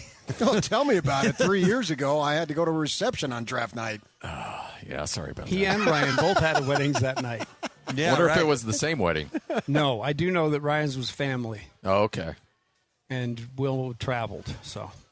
Well, there you go. Will travel. I will say that Austin Ainge traveled to Canton, Ohio to meet with Darryn Peterson. Yeah, he'll be traveling again in about 20 years to Springfield, Massachusetts with Darryn Peterson. Well, they'll both get a plaque. Yeah. PK with these predictions. Man, the last 22. It's easy to throw 20 years down the road when you're, dead. Sundowning. And you don't have to be accountable to it. We'll put it on your... Sundowning? Come on, what are we talking about here? I mean, he's on the end. He's on the end of his rope. I'll have a medicinal card. I'll be fine. All right, stay tuned. We're live from JCW's the South Jordan location. They've been a great host. We've had a great time for the draft roundtable. We'll have more for you straight ahead. In fact, who's on the clock right now? The Bucks or the Heat for the Bucks are on the clock. We'll let you know who they pick coming up next. 97.5, the KSL Sports Zone. You can't predict the future, but you can prepare for it. Arizona State University is building degrees for what's ahead, taught by world-class faculty who are shaping our future. Explore over 350 programs offered online at asuonline.asu.edu. Jazz Draft Roundtable here at JCW's in South Jordan. Jake Scott, Scott Garrard, Patrick Kinahan, and the coach. Tim LaComb, as the Utah Jazz with the number 2 pick took Darryn Peterson, guard from Kansas. Darryn was able to come on with us in the very last segment. We will have that up for you at KSLSports.com. We have, let's see, at number 13, the Miami Heat for the Milwaukee Bucks take Nate Ament out of Tennessee. The Charlotte Hornets are now on the clock at number 14. We've been busy. We're going to play some sound here in a moment from AJ Dybantsa. We've been so busy talking about Darryn Peterson, haven't talked a ton about AJ going number 1. And Coach LaComb, this before we hear from him, this is a really big deal for BYU. Oh, it's massive. And Kevin Young, when he came in, he said he was going to bring guys in and prepare them for the NBA in that first press conference, and basically, it's been proven with Yegor the first year and now AJ this year. So doing a great job of developing guys. BYU's had amazing players through the years, but the first number 1 pick. So congrats to Kevin Young, Brian Santiago, everybody down at BYU. And Scotty, you were talking about it earlier. This seems like something that Washington needs. A guy like him, big, athletic, and skilled, usually is pretty reliable in the NBA. And also marketable and honest. Tony Jones, we all love TJ, and he hopped on with us yesterday, and he said Washington needs somebody that wants to be the face of a franchise, that embraces the attention and has the swagger, and AJ's got that in bunches. So, honestly, I think it's a good fit for his personality. It's a good fit for what he wants to be. He wants to immediately be the face of the franchise, and I don't think that's something that Darryn Peterson wants to do immediately. I think he wants to gradually work into it, and but he did say that to us. He's like, look, I'm ready to take over and be the face of a team, and he'll have every opportunity to take that over. It may not be in year 1, but the big hope is that 3-4 years from now, he's the best player on the team, and I can easily see that. What do you think, PK? Got what it takes to do that? AJ Dybantsa? Yes. I don't think it'll be instantly. I think he's got to adjust. I think everybody's got to adjust. And this is the first time in his life, and some of these guys have faced this, that they won't be the dominant, without question, leader, best player on the team.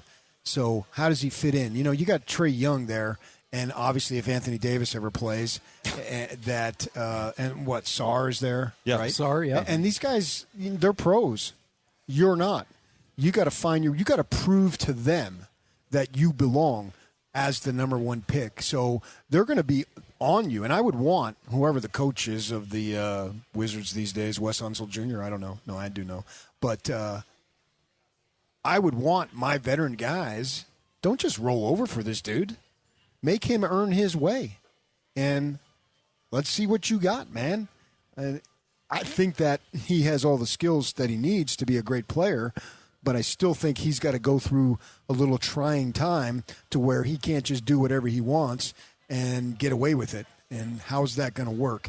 And, BYU injury, yeah, and then I think KY deserves a lot of credit for recruiting these guys, but he also recruited and signed a bunch of guys who couldn't play. Let's call it like it is. So when the injuries were exasperated because they had nobody on the bench worth of crap, basically. If the foreign dude, if he hit a 3, everybody went, oh, great, he hit a 3. I mean, that's like 1-3. Sam Merrill ain't walking through that door, Scotty. Don't drag me into this. And so it's okay if you rip on BYU, but I can't. Well, you got the bias. I don't. And so AJ now, he's got to blend a little bit rather than I'm going to carry you guys from day 1. How's that going to be? But I do think he's the right pick, and I do think he has the mindset and the skill to be an outstanding pro. All right, AJ had his media availability. Our very own Ben Anderson was there. So let's hear from AJ Dybantsa after going number 1 to the Washington Wizards. There's a group of people in Brockton right now that Dave is having a watch party. There's that. There are a lot of people in Brockton. Remember Patrick Ewing, remember Jimmy Walker, remember Will Blaylock, remember Terrence Clark. For you, what does it mean to put sort of Massachusetts basketball at the level it's at right now? Yes, to answer your first question, being the number 1 pick it's meant a lot to me. Obviously, me being number 1 throughout all my high school career, I definitely wanted to be a staple to be number 1 pick in the NBA draft and be in the same conversation with LeBron James, Cooper Flag, Allen Iverson, guys like that. And to be a staple in Boston, I mean, I just try to put on for my state. I mean, Brock and Brett, all the way. I mean, I do everything for them. I like, helping back in the community and just kind of giving kids like hope. There's a lot of kids that play basketball out there and think that they can't make it, but once they see me, they're like, okay, like they might have some hope. I mean, it doesn't necessarily be basketball, but anything they do, they want to be a doctor, an engineer, anything. I just try to be like, their role model. First row on the right. Hi, Caitlin Polding, Bloomberg News.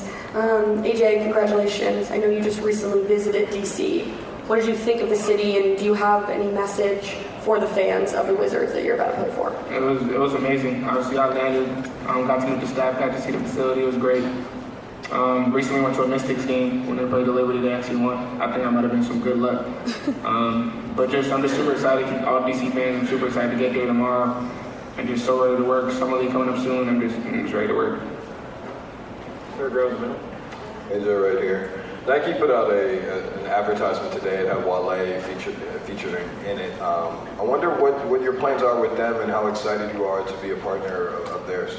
I'm super excited. I've been with them for the last 3 years, and they've just been doing a great job with marketing. But shout out to Wale. I know Wale's been wanting to come to DC for a little while, so I think that's happening with him. Third row on the right. AJ, congratulations. So when did you find out that you would be going first? And we saw on social media you made a beautiful, heartfelt post for Father's Day. You were in DC.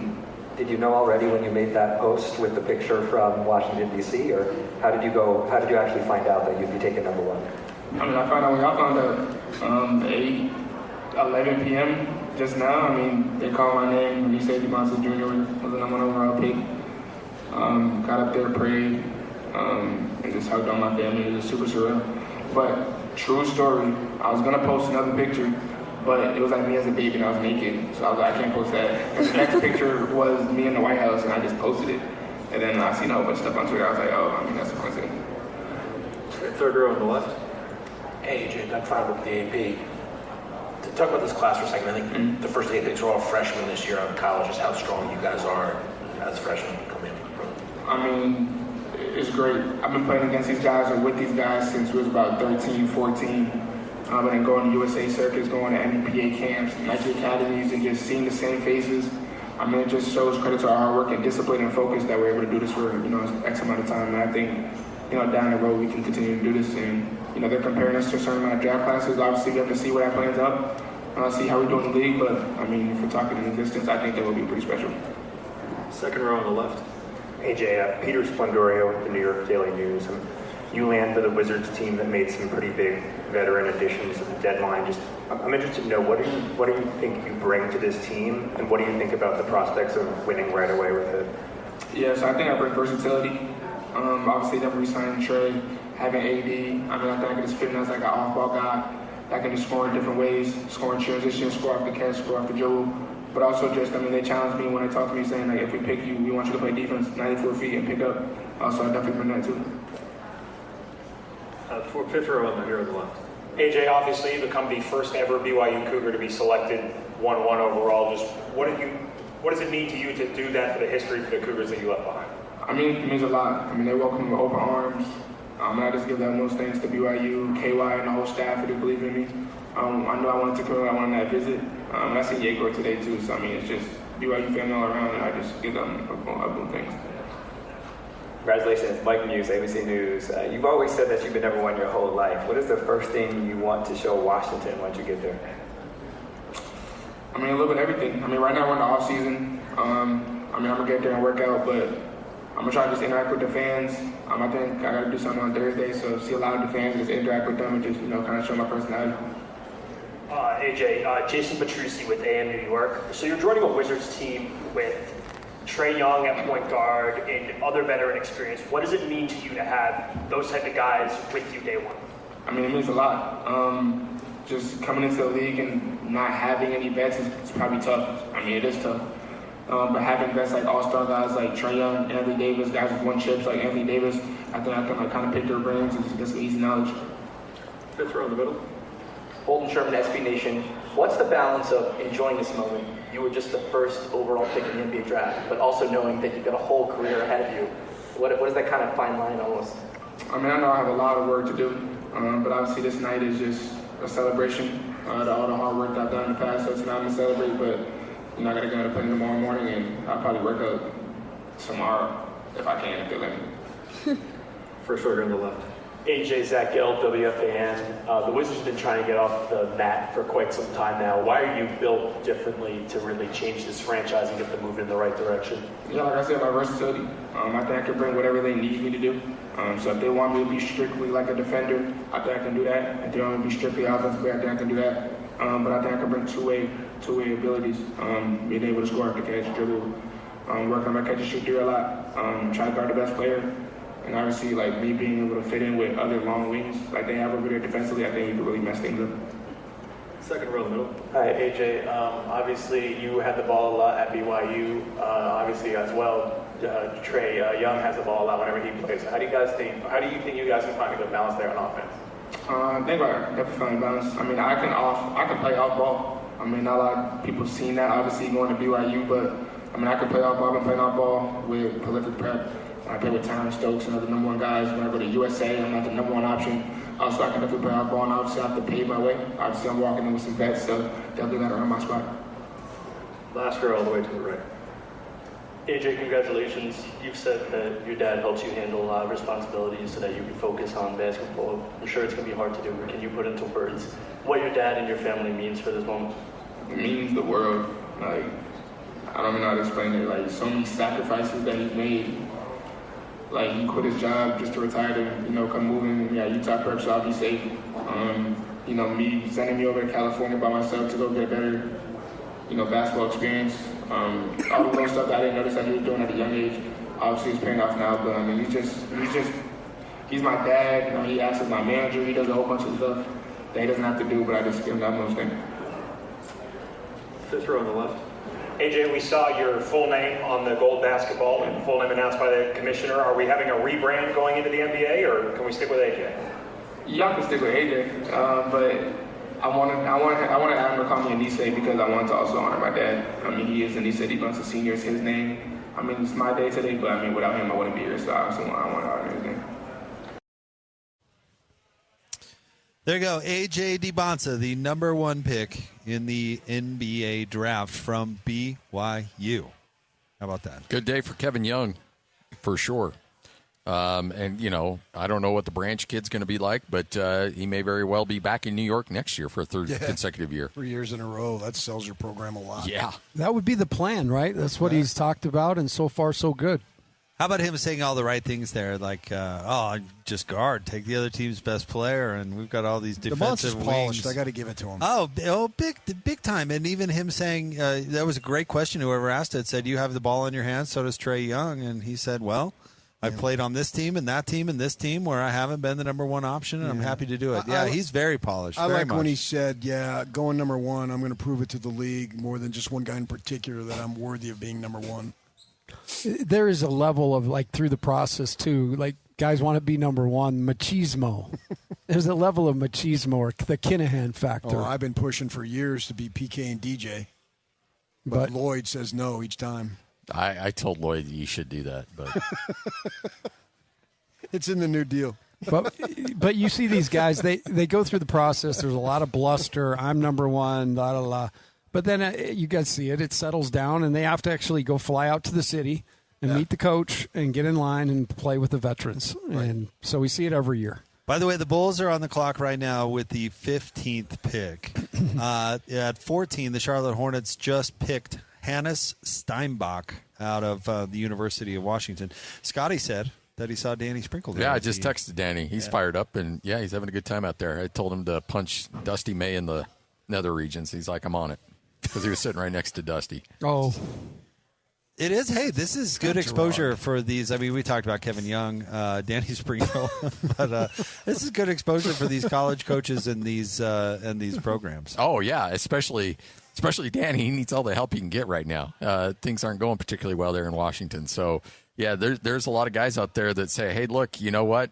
Maybe we're not winning, but I got that guy, and I got him to New York, so let's keep this thing rolling. Give me more money, and I'll get better players. That's kind of the name of the game right now.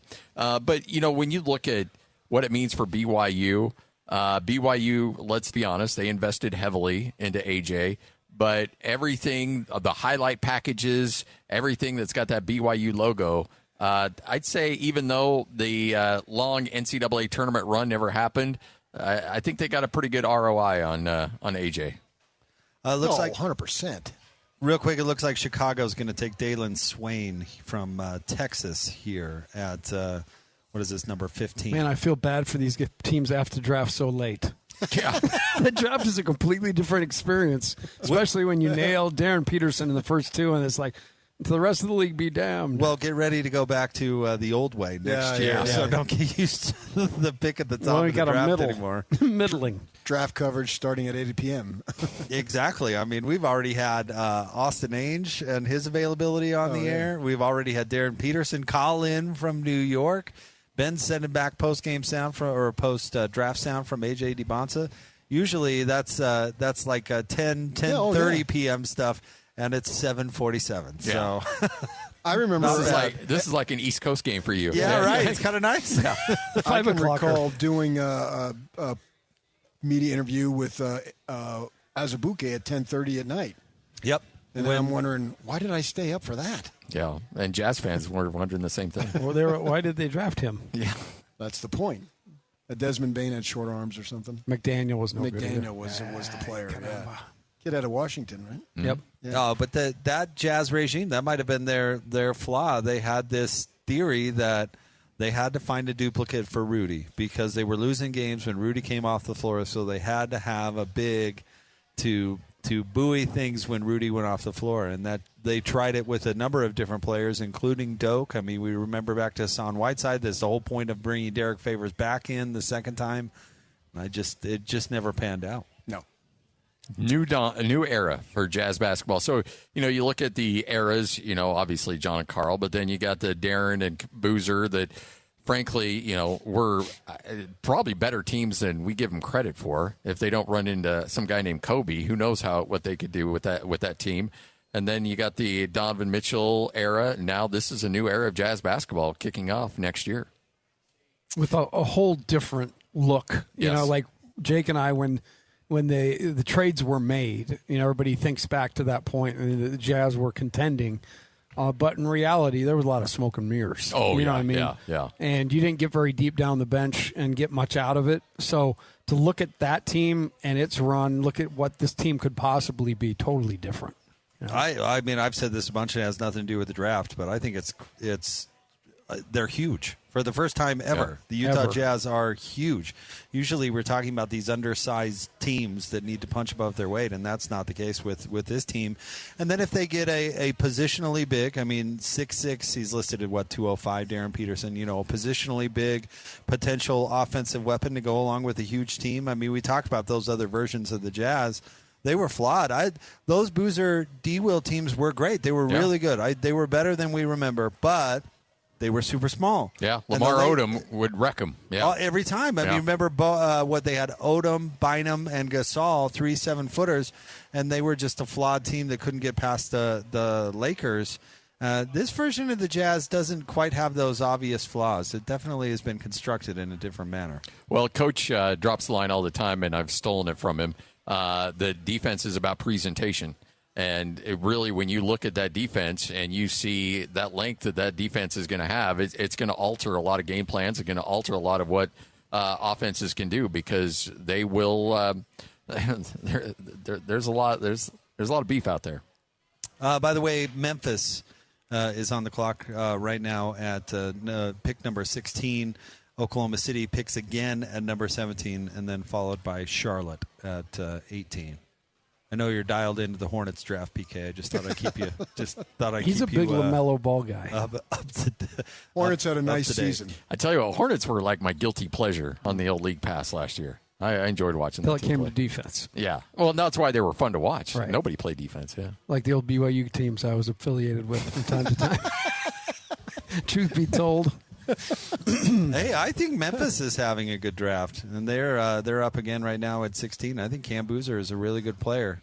And you look at a couple. I mean, I don't know how you guys feel about Zach Edey, but they've got a couple of players at Memphis. If they could move off Ja, they could enter and exit a rebuild pretty quick. The thing that it's interesting to me about Boozer, of all three of these guys, I feel like he's the one guy that didn't get his flowers. And I think he's going to make people pay because he has the will. But the thing that just stands out in everybody that I talk to that's been around the dude, intellect. The thing that make Jokic great, it's not those biceps or his ability to run really fast. It's he's actually processing the game at about 30, just a titch faster than everybody else. So he wins most of those battles, and that's what Boozer has. He has an innate ability to see what's going on out there. He's a true pro. He will be a true solid pro in the NBA I always go 10 years, and if they can get more than that, great. But I think he'll be a solid pro, and he'll step right in. And he's in a great situation for him to step right in and produce immediately. He might end up being Rookie of the Year if we go on stats. Oh, I already said your Rookie of the Year next year is going to be Boozer. Yeah. Unless there's a cheat like this year, because it should have been Knipple, but Cooper Flagg, he won it. Yeah, it didn't Knipple had like a bad playoff, which is not supposed to count. Well, Cooper didn't. Yeah, I won't. Mavericks were nowhere near that. Right. So. I know. It's like you the can't teams use it that against them. Don't play in the conference championship games, don't get penalized, and the teams that do lose, they get penalized. It doesn't make any sense. No. I agree with you. Khan should have been the Rookie of the Year for sure. For sure. He had the numbers, and I just feel like he was the most consistent. We all know Cooper Flagg. It's like Scotty said. He's going to win everything. Could you just give Khan one thing? Yeah. You're going to have everything else, everything you want. Just let him have this. Well, he had the better year. I mean, people got what he scored. Cooper Flagg scored 50 in the last month. Yeah, he scored 50. When nobody's even playing anyway, and it doesn't even matter. He scored that Duke Duke basketball player as a volleyball player, too, I think. So he's got it going on. Well, he did, yeah. I mean, in a proper manner. He's a great player. It's got to be the number one reason why Dusty May went there. Oh, absolutely. The number one reason is to get out of college as quick as humanly possible. If you're a college coach with an NBA opportunity, I don't care who's on the team. I heard that very thing. I heard through a couple buddies that Dusty May has had it with the landscape of college basketball that you can't cash any check.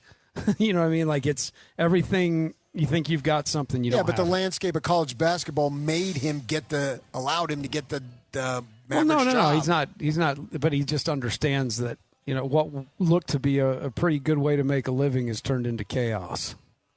And he used that chaos to win the national title. All his whole guys. Yeah, but also know when to leave the game. Doesn't mean he enjoyed it. He did that. When to walk away. When to run. Who wants to recruit and bribe and kiss the backsides of all these young people when you could be in the NBA actually coaching? Then why did what's his first Schreier turn it down? Why did Krzyzewski turn it down years ago? There's been plenty of college coaches who've turned it down. I think Kevin Young has already turned down opportunities to go to the NBA. Krzyzewski had incredible NIL. The whole time. The entire time. I understand that, and so does your boy up in Gonzaga, but they've got to kiss butt all the time, too, and they're 17, 18 years old. It's seedy. Layer removed. Keep it a couple of rungs below you, and you don't know anything's going on. Oh, I understand. Sam Gilbert built a powerhouse in Westwood on it. All goes all the way back to John Wooden. That's what I just said. That was Sam Gilbert's guy. John Wooden was NIL before NIL. Yeah. But he also had the pyramid of success. Yes, but he knew how to tie shoes Walton, and stuff. Alcindor. It's about players. On and on. Well, that's how all those Adidas coaches were able to duck charges, and their assistants all went to jail. Yep.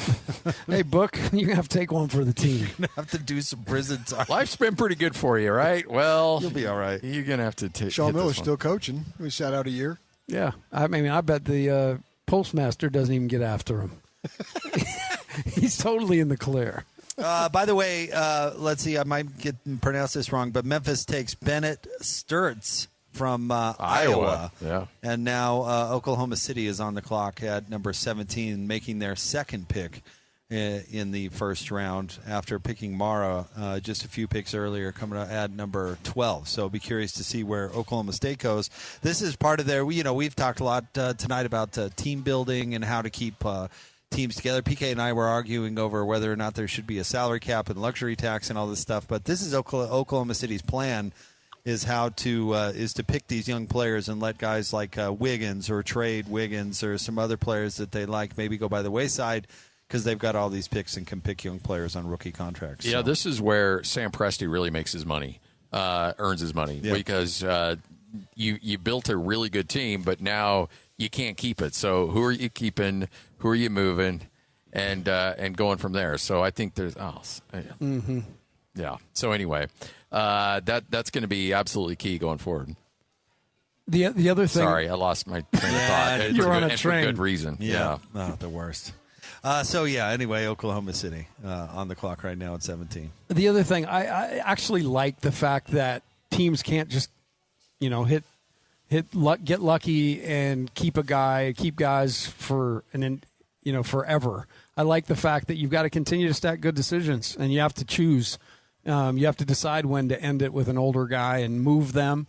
You have to decide when to completely, lean into what you've got going on. So I'm a fan of the way it's structured, and I like the shorter contracts because I think that's creating parity. Well, I just like the fact that we've got a different champion every year for the last 9 years. PK hates that. Why? We just talked about all this. Why is that I know good? you did. Because you grew up with the Lakers and you saw them win year after year. The Daily Breeze. That's where I saw him. But yeah, I don't mind parity, but they act like parity is such a great thing. Why is it such a great thing compared to a dominant team? When were the ratings the highest and all that? Friggin' MJ. And then I don't know. We had some pretty good ratings this last go around. Yeah, because of the Knicks. No? Yeah, because But parity allowed the Knicks to be there. Might have been the big guy a little too. It just He's hit a me. little freak of nature. This take it dials all the way back to the Lakers. His 80s Lakers would have been broken up under the new rules, and I would have cried. Exactly. So now I was wondering where this take was coming from. It now all makes total sense. Scotty pulled one out of Smithfield. Get out of town.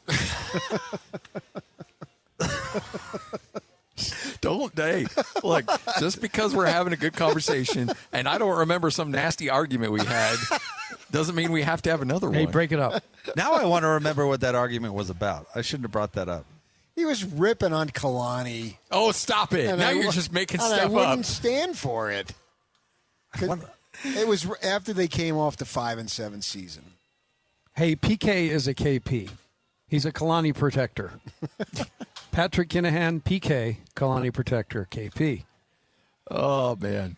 I remember one time you had me early on, I was filling in for DJ, and by the end of a segment, I somehow was saying that Lavelle Edwards was overrated as a coach. And I was like, I don't remember saying that, but here we are. Yeah. I'll give you a story about Kalani Sitake, very brief. He's getting the job, right? And they got to go low key. And so everybody's getting in touch with him. Hey, Kalani, this and that, but he's got to be off the grid, right? And so what does he do Christmas Day? He gets in touch with me and apologizes that he couldn't get back to me. He's such a good dude, man. And checking in with me on Christmas Day to make sure I'm okay. Christmas Day. I said, Kalani. And so what was this, 10 years ago? I had 30 years in the business. And I said, I understand how it works, Kalani. I took no offense. I'm just happy it worked out for you, and thanks for checking in on Christmas Day. There is a little rumor amongst coaches that you hire hitmen when things don't go right, so maybe you're just covering his back. I mean, you take the boy out of Jersey. Or California or Arizona or wherever you claim. Just depends on who's hot at the time. Oh, man, how about those Arizona State Stone Devils? Huh? Oh, boy, the Yankees are looking good. Heaven forbid NAU makes a run in the big sky, man. Man, I was in heaven when the Knicks won it all this year. Just remind me of days of my youth. It did. You were listening. I was in the Madison Square Garden the last time when they beat the Lakers in 1973. I was there. For real? Yes. Not the clinching game. You went with a family friend that invited you. It was the town that I lived in. My friend's father was the mayor, and so he had an extra ticket. So he told his boy to invite me. And my father, who was a big-time basketball guy, was furiously jealous. Yeah, because I don't think the games were televised back then, were they? And you guys weren't even born. But so I was in Madison Square Garden. I forget what game it was. It was like game 2, I think. And there I was. And there was Jerry West. And there was Wilt. And there was my guy, Walt Frazier. Walt Frazier, man. I got a card signed by Clyde. Did you really? I do. I have one, yes. Nice. Dave DeBuscher, Willis Reed, Bill Bradley, who came off the bench as a gangly defender, rebounder dude? Phil Jackson. Yeah. Okay, so there has been some movement with these trades. Real quick, there has been a trade, so I'm trying to catch up on this. According to Shams, so Memphis is trading number 16 Bennett Sturritz to the Oklahoma City Thunder for 2 second-round picks. Memphis then will draft number 17 now via Oklahoma City. So the Grizzlies get 2 second-round picks and swap the 16 and 17 picks. Memphis is trading number 17 to Detroit to move back to 21 for 3 second-round picks. So Memphis is picking up a bunch of second-round picks. And so at 17, they are drafting for Detroit Buka Akori from Stanford. So he will Akori will end up in Detroit, selected by Oklahoma City, traded to Memphis, and then to Detroit. That's a lot of hope hats. that makes a lot of sense. Clear as mud, but wow, good job. Memphis working popping way them through around. that. You know, the other thing too is I still can't figure out why second-round picks are like cigarettes in prison in the NBA. Like, people like to collect second-round picks, and I still have not figured out as to why. Cigarettes in prison. Scotty had a rough. It's currency. It's currency. Deck low. I got you, Scotty. Thank you. I was understanding. Then why what not you were say putting- money? Cow tipping will get you 30 days. Well, I know how you like to weave those fun metaphors into your stories back in the day. You're like the Rick Riley of the Salt Lake Tribune. I only say that because I know that ticks you off. Similes and metaphors. That's what good writing devolved Hey, we into. got to dress it up on the radio here. You can't just be plain Jane. It's like a barn full of cows in Idaho. Well, now that's something Scotty can identify with. I was nervous as a long-tailed cat in a room full of rocking chairs. That's a joke. That's Joe Cravens. Joe had a million of them. We are live from JCW's. It's the Draft Roundtable. Jake Scott, Scott Garrard, Patrick Kinahan, the coach, Tim LaComb. I'm even confused about who's on the clock now. Charlotte is back on the clock at number 18, followed by Toronto at 19, and then the San Antonio Spurs at number 20. We'll have more for you coming up next right here on 97.5, the KSL Sports Zone. Jazz Draft Roundtable live at JCW's in South Jordan. Jake Scott, Scott Garrard, Patrick Kinahan, and the coach, Tim LaComb. If you're just joining us, the Jazz with the number 2 pick selected Darryn Peterson from Kansas. AJ Dybantsa from BYU goes number 1 to Washington currently. And by the way, how about this? Oh, sorry. No, go. Hit it. Darren, and coach just retweeted this. Darryn Peterson has signed a massive long-term deal with Adidas to headline the next generation of the brand. The total value commitment makes him the top 5 richest rookie shoe deal in NBA history. Wow. Jazz get another Adidas guy. Let's go. And not a clutch guy.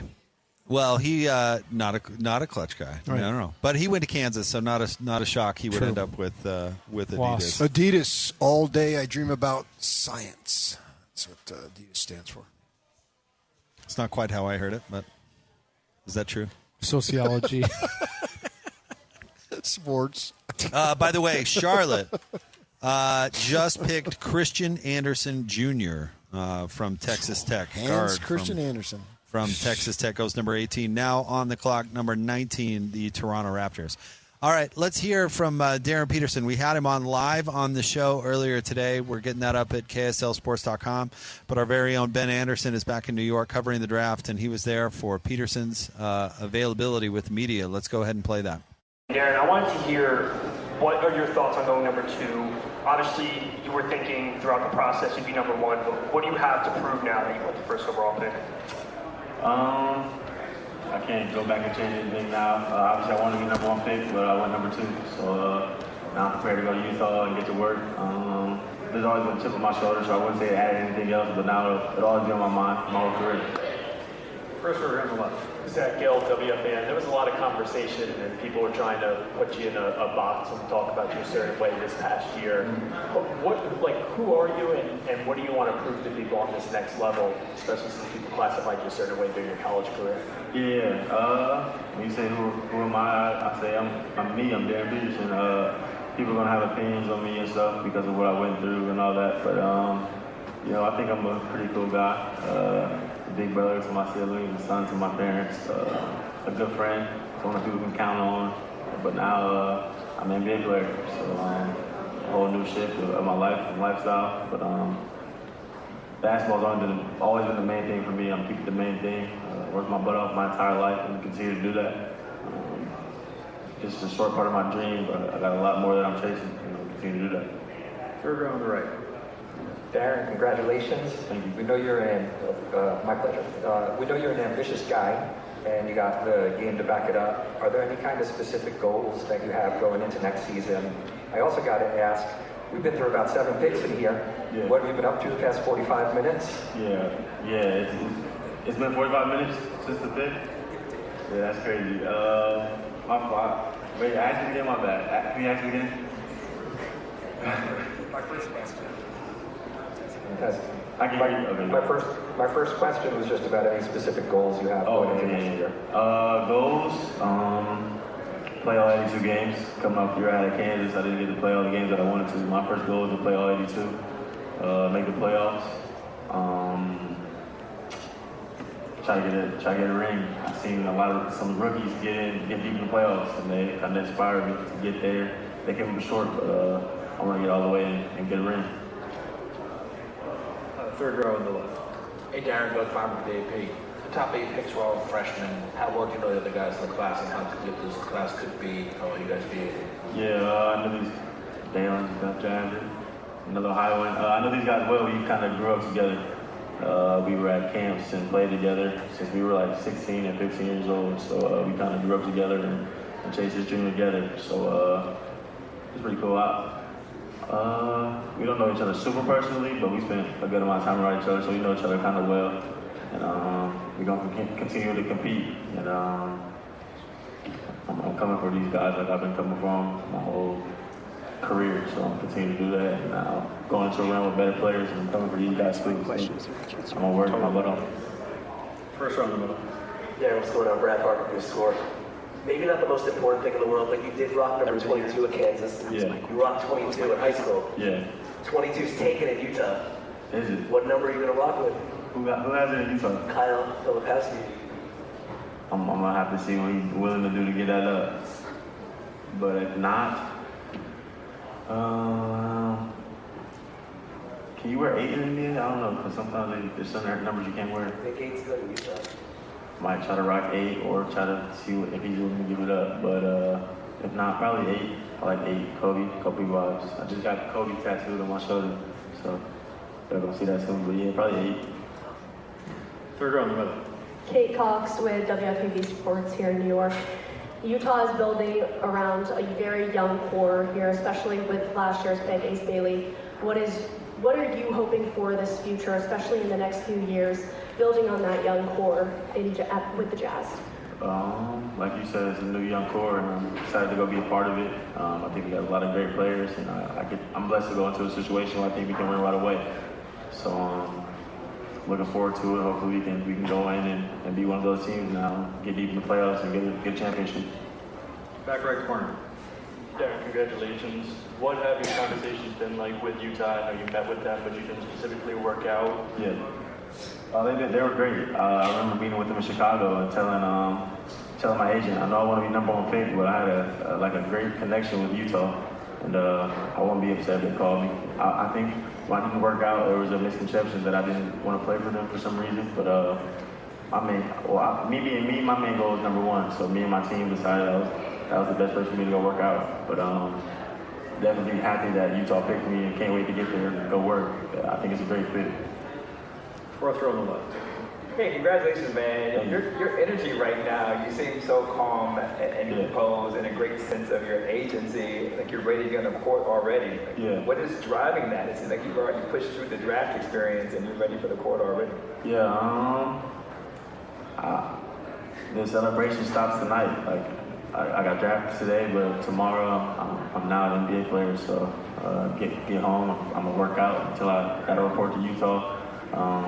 Like I said, ball's first. So I'm a grinder. Like I said, Kobe's my guy, and I'm inspired by him. So I just kind of try to think, what would Kobe do right now? I think he'd get drafted and move on and try to go be his best thing possible. So that's what I'm gonna do. And I see a guy with number 1 on the screen up there right now. So I'm actually motivated. Third row in the middle. Hi, Darryn. This is Kimmy from EU. First of all, congratulations.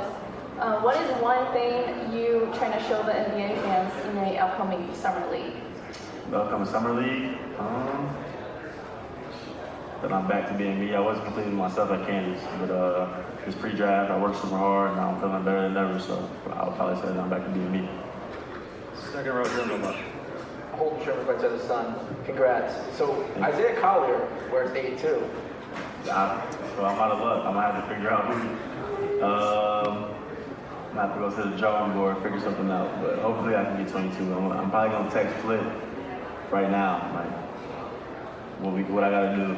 Well, your backup might have to do some work for it too as well. Yeah, so I'm gonna have to just do a whole shit. So you'll see. The back row here on the left. Morgan Traylor and Skate, what was the most difficult part of the pre-draft process for you? The workouts. I was, getting pushed to extreme limits. Obviously, after the year I had Kansas, I had to push myself to another level. And, the workouts were super intense.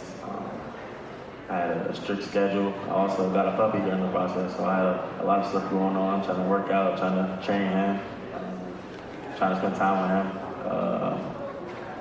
Probably the workouts was the hardest part for sure, but I embraced it. And I love ball, so I'm gonna do whatever I gotta do to get the best me. Last question. Darryn, you were the highest Kansas player drafted since Andrew Wiggins. What does that mean to you, and how cool was that? It means a lot. Just some of the hard work paying off. Just had a great year at Kansas. We'll do it a million more times.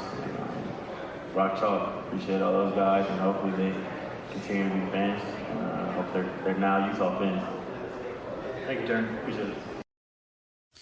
All right, there you go. That's Darryn Peterson, his media availability after the draft. Our very own Ben Anderson was there. Shout out to him. Thanks for grabbing that sound. Let's go around. What stood out to you, Scotty G, on what we heard just there?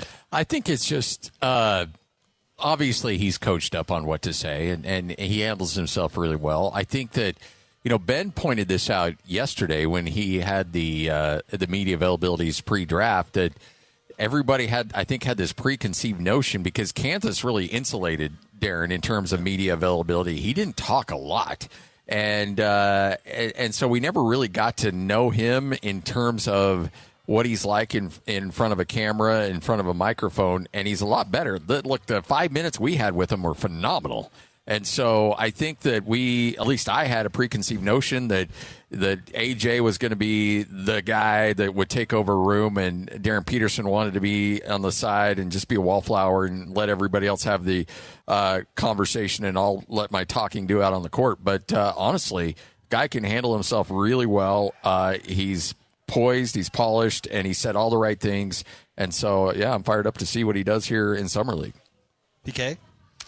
I like the fact that he addressed the issues head on. He didn't duck them. He didn't duck them with us. He even took it a step beyond what we all thought, at least I did, that I'm going to show everybody, including more than just one guy. And so he knows what the story and the rap on him is. So, and he said it in this most recent thing that we played, the group interview. He wants to play all 82. And address it. And don't duck it. Meet it head on, and then the story moves aside. Yeah. If you don't do that, the story lingers. Address it, and then move on. Yeah, and I think that was it. He was way more like affable, joked with us a little bit, and made the comment there that he knew that many people misconstrued him not coming to work out here as a sign that he wouldn't want to play here.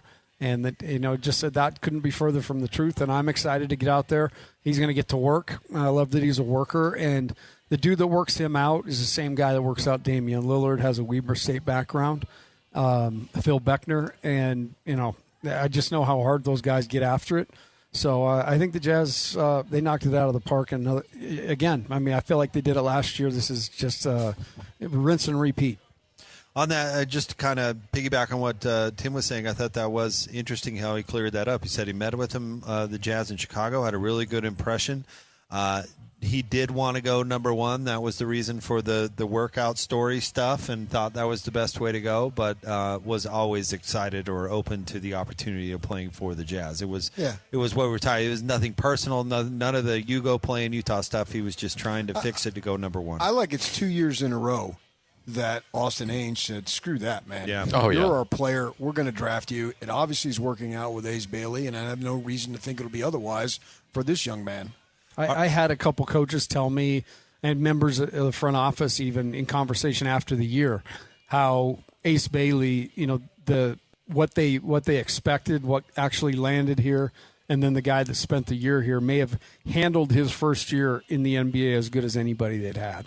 So, impressive for him, but I think Darryn can fall in line and do the same thing. Well, I think it's a good place for him to fall because he can just work on development, and he doesn't, like you throw the whole nightlife and whatever, but here's a guy that is going to have Will Hardy and the Jazz have a seemingly assistant coach for every player. So he'll have a guy assigned to him, and he can just hunker down and worry about basketball. That's it. You don't have to worry about Kansas. You don't have to worry about Bill Self. You don't have to worry about any of that stuff. It's like you got a clean slate. Just go to work. That's all anybody cares about, and he seems like he's ready to do it. All right. While we were listening to that at 19, Toronto takes Alan Graves from Santa Clara. Little WCC. They're rolling him out there, man. They're doing a good job, old Herb Sendek. Yes. San Antonio now on the clock at 20, and the pick is in there, so we'll let you know when that becomes available. Then, in fact, it looks like that's going to be Jaden Quaintance from Kentucky going number 20 to San Antonio, and that'll put the Pistons on the clock at number 21. Jaden was actually started at Arizona State, saw him play against BYU, transferred to Kentucky, and had a disappointing year, got injured. But he's said to be a really good defensive player. Like he hasn't played a lick in college, correct. Basically. So that's why he's down at 20. And, he's going to have to actually go play now. Man, Arizona State can't keep their basketball players either, huh? Oh, they don't have the Bennett, they had a freshman, and the kid went to Gonzaga this year, and he said, we couldn't afford him.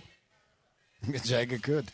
So, yeah. That's right. Can you let me make an Arizona State joke? Is that all right? I told you I don't give a crap about basketball. You have to take it so seriously? I read that in the Daily Breeze that Arizona State's really struggling.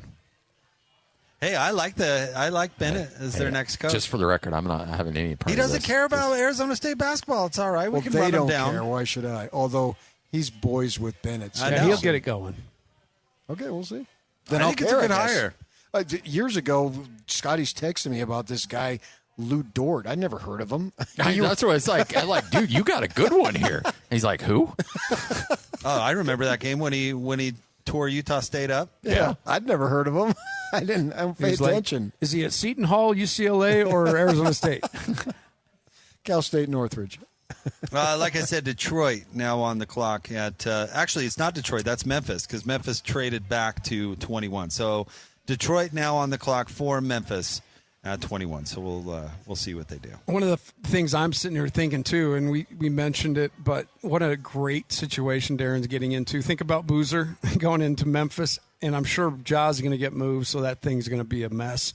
Washington, from the outside looking in, you got street clothes and Trae Young that you've got to deal with, and a whole lot of that, and a losing culture in Washington.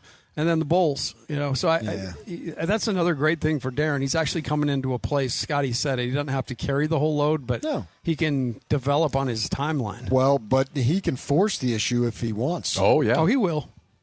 Go ahead and play, man. He already said that he thinks he and Keontae will be the best backcourt in the NBA.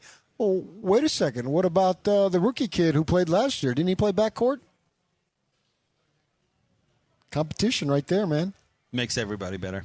Well, look, Darryn Peterson, I think, will be a good teammate, but he's not coming in to acquiesce. Like, you're not built that way and have the success that he's had just being like, okay, you know what? I'm going to go in, feel my way in the locker room, see who's who. Well, and then no, he's coming in like LaComb did with you. Yeah, he's like, this is my damn show now.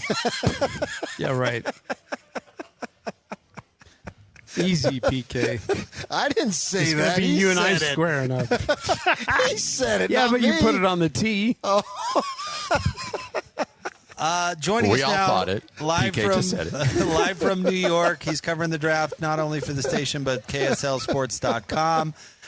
My co-host from 2 to 7 right here on 97.5 the KSL Sports Zone. He is Ben Anderson. Hi, Ben. Hello, guys. How are you? Set the scene out there.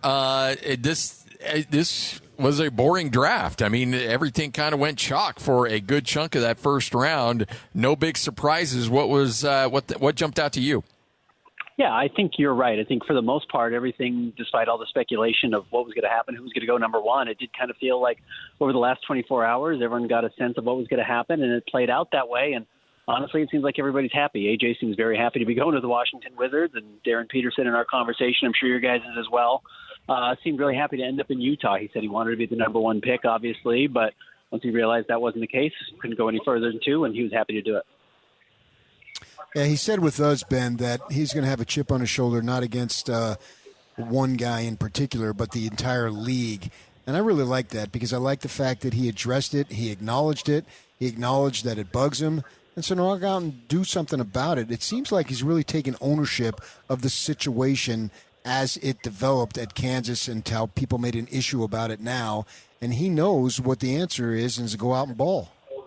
Yeah, he's obviously got that competitive streak. Now, I think a lot of people kind of, compared him to Kobe, and he's talked about, kind of that same feeling for himself. But he's open. He's warm. I think you're going to see maybe a different personality than some people are expecting. But on the court, he does have that demeanor. He does seem to put his head down and really just go for it. So I will be curious to see how that chip on his shoulder really manifests once he gets into a Jazz uniform, and ideally as soon as Summer League. Man, you throw Darryn into the mix, and training camp would be just what Will has always wanted, just a bunch of really good players competing for spots.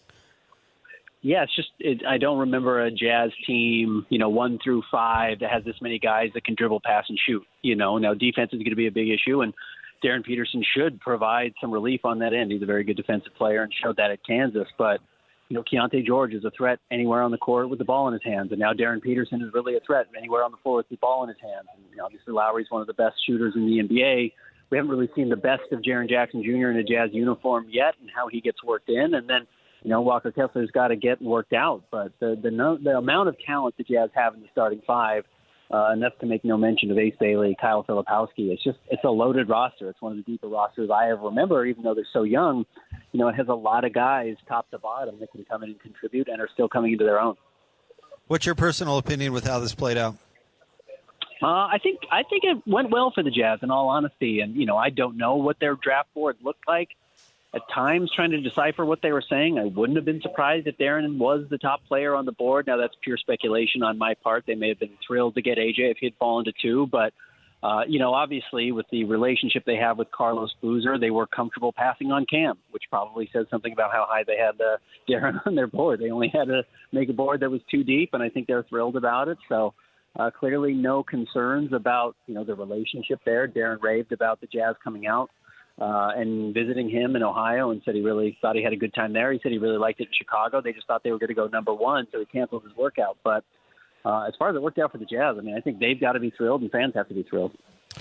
Ben Anderson joining us here on 97.5 the KSL Sports Zone. So in our conversation with him, he mentioned that he thinks he and Keontae George will be the best backcourt in the NBA. Obviously, that's a bit on the aggressive side, but how do you think he and Keontae play in that backcourt together? Yeah, you've seen young backcourts across the league have some real success. Most recently, Tyrese Maxey and VJ Edgecombe, just beat the Boston Celtics in the first round of the playoffs. And VJ was the number 3 overall pick last year. So I think you look at the type of talent the Jazz are building. Keontae was a borderline all-star pick last year. We'll see if he can keep that up on a team that's actually, competing for something. But this is by far the most talented backcourt the Jazz have had since Stockton and Hornacek. Now, these guys actually have to step onto the court and prove it, but, lottery picks, top 2 picks overall. I mean, this is going to be very unique for the Utah Jazz. It's not the type of firepower they've really been used to with 2 different guys who can attack with the ball in their hands on the perimeter. How do you think he would do running an offense if he's asked to do it? I think he'll figure it out. He's done it a lot. Again, some of these guys that are stars, so young, it's almost like a pitcher in baseball. They're usually the best hitter on the team. They're the best athletes, so they have the ball a lot. So when they are given more of those opportunities in the NBA, I do think it starts to come back to them more quickly. But the nice thing for the Jazz is they just do not have to ask him to do that. I think it burdened Keontae George a lot in his first couple of years, and by year 3 it had really worked out. But the team wasn't winning as a result of those first 2 seasons. We'll see how equipped Darren is to do it early on, and I suspect he will figure it out and he will get there. But they don't really need to rely on it early, but I suspect over time it'll become a strength.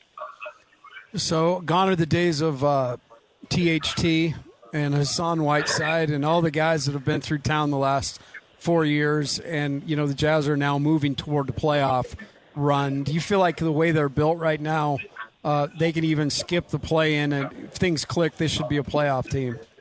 Yeah, I certainly think they can get there. Now, to be honest with you guys, I haven't seen what has happened the rest of the draft. I don't know what has happened. Did anybody get better? I have no idea. But you look at Houston's got their issues. They're trying to figure out. Minnesota probably actually became a worse regular season team, I should say.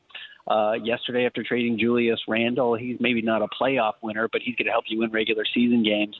So I do think some of those spots are going to open up. I don't know if, the Clippers are fighting really hard to get much better. I don't know if Phoenix is going to be able to improve a whole lot. I mean, those are teams, the Jazz, conceivably, if their veterans are ready to go and some of these young guys take a step forward like Keontae did last year, they could start to win and could start to really win at a high level. So I think that's certainly got to be the goal for the Utah Jazz, whether they'll come out and say it or not. But, yeah, I mean, this roster compared to some of those that we've seen in recent years for the Jazz, it's going to be night and day. By the way, Detroit just selected Kareem Lopez for Memphis at the number 21 spot. The 76ers are now on the clock at number 22. Ben, give us something that you noticed being there in person, something we wouldn't have caught on TV, or something you noticed from reaction or interaction around the draft with Darryn Peterson. We've got a 3-minute interview. I got to do one-on-one with Darren, but I think Jazz fans will really get to see his personality. Now, I'm not saying I did a good job. I don't think I did a good job, but he's excellent. I think you see his energy really come out there. So you'll be able to see that coming up on Instagram really shortly. I'll post it on Twitter at KSL Sports coming up here momentarily. I think Jazz fans will see a guy who's legitimately extremely excited. I think you can tell in his body language, you can tell in his face how excited he is to be there. And then you know what? AJ is just – he has a full crowd around him everywhere he goes right now, and his dad's running around and is very happy. But, yeah, AJ Dybantsa is being absolutely swarmed no matter where he is. And you can kind of see how that bugs other guys. I mean, you can just kind of see the other draft picks. Not that they don't have, media following them, but AJ's just got, a whole herd of buffalo around him no matter what he's doing right now. And everyone takes notice. So that chip on the shoulder that he talked about, I think that's going to be real. I think guys are going to see that out of the corner of their eye and want to carry it with them. Will Hardy has had to cobble together some crazy lineups with all different skill sets. Now he's got a full arsenal. He's got a lot of bullets in that gun. So how much creativity can he have with the weapons at his disposal now? Yeah, I mean, it'll be really interesting. You can see some of these small lineups where, I don't know if you guys have seen the videos of Lauri Markkanen that have been on Instagram lately. I don't know if he realizes he's supposed to play the 3 this year. He looks like he's beefed up to play the 4 and the 5. I mean, he just looks enormous. But you're going to imagine, rotations or rosters or lineups that have Jaren Jackson Jr. at the 5, Lowry at the 4, Ace Bailey at the 3, Darryn Peterson at the 2, and Keontae George at the 1. I mean, you just got a true 5-out attack with shooters all over the floor and guys who can crash the glass and athletes everywhere. I mean, these are going to be rosters or rotations we've never seen the Utah Jazz play. They've had athletes, but they've never had 5 really good, high-skill offensive players on the floor that can all do something with the ball in their hands before. So this is going to be a totally different animal for Jazz fans. I think it's going to look a lot different. I think it's going to be an attack that the NBA isn't really familiar with coming out of Utah. With Peterson on the team now, what do you think that they need in terms of any form of free agency or any other form of acquisition? I think they could certainly use more defense coming off the bench. I think Darryn probably comes off the bench early in his career. I could be totally wrong about that, but they need another player back there who's going to help.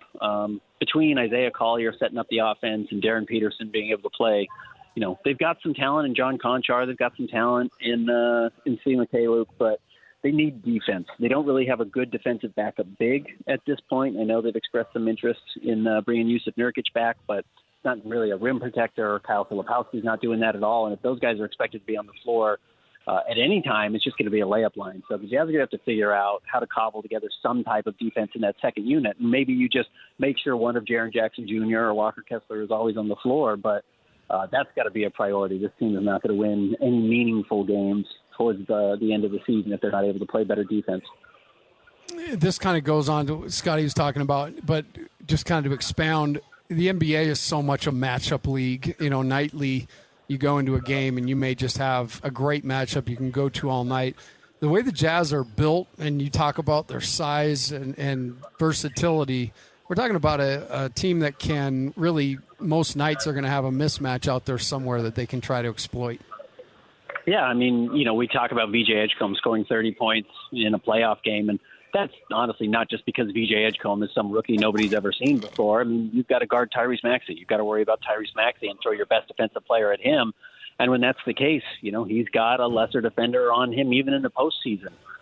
That's something that you're going to see for Ace Bailey or Darryn Peterson in their early seasons, because there's going to be a lot of attention on a Lowry Markin and a lot of attention on a Keontae George. So it should just provide a lot of easy opportunities for those young guys to really show what they can do. And, again, we have not really seen how Will Hardy wants to use Jaren Jackson Jr. yet in this rotation. And if Walker Kessler's gotten any better coming back from the shoulder injury, which he was pretty optimistic about when he went under the knife, that he was going to come back a more complete player.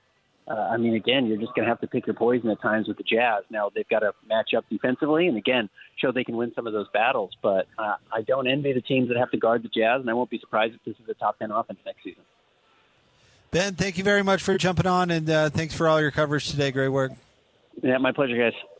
There he is. All right, the one Good and only dude. Ben Anderson jumping on live from Barclays Center there in Brooklyn, covering the draft for KSLSports.com, as well as, of course, 97.5, the KSL Sports Zone. One thing that I think is interesting is now the clock's ticking on the Utah Jazz, because you're going to have the probable face of your franchise on a rookie contract for a few years. And so you've got a really good player who you anticipate will eventually be the best player on your team.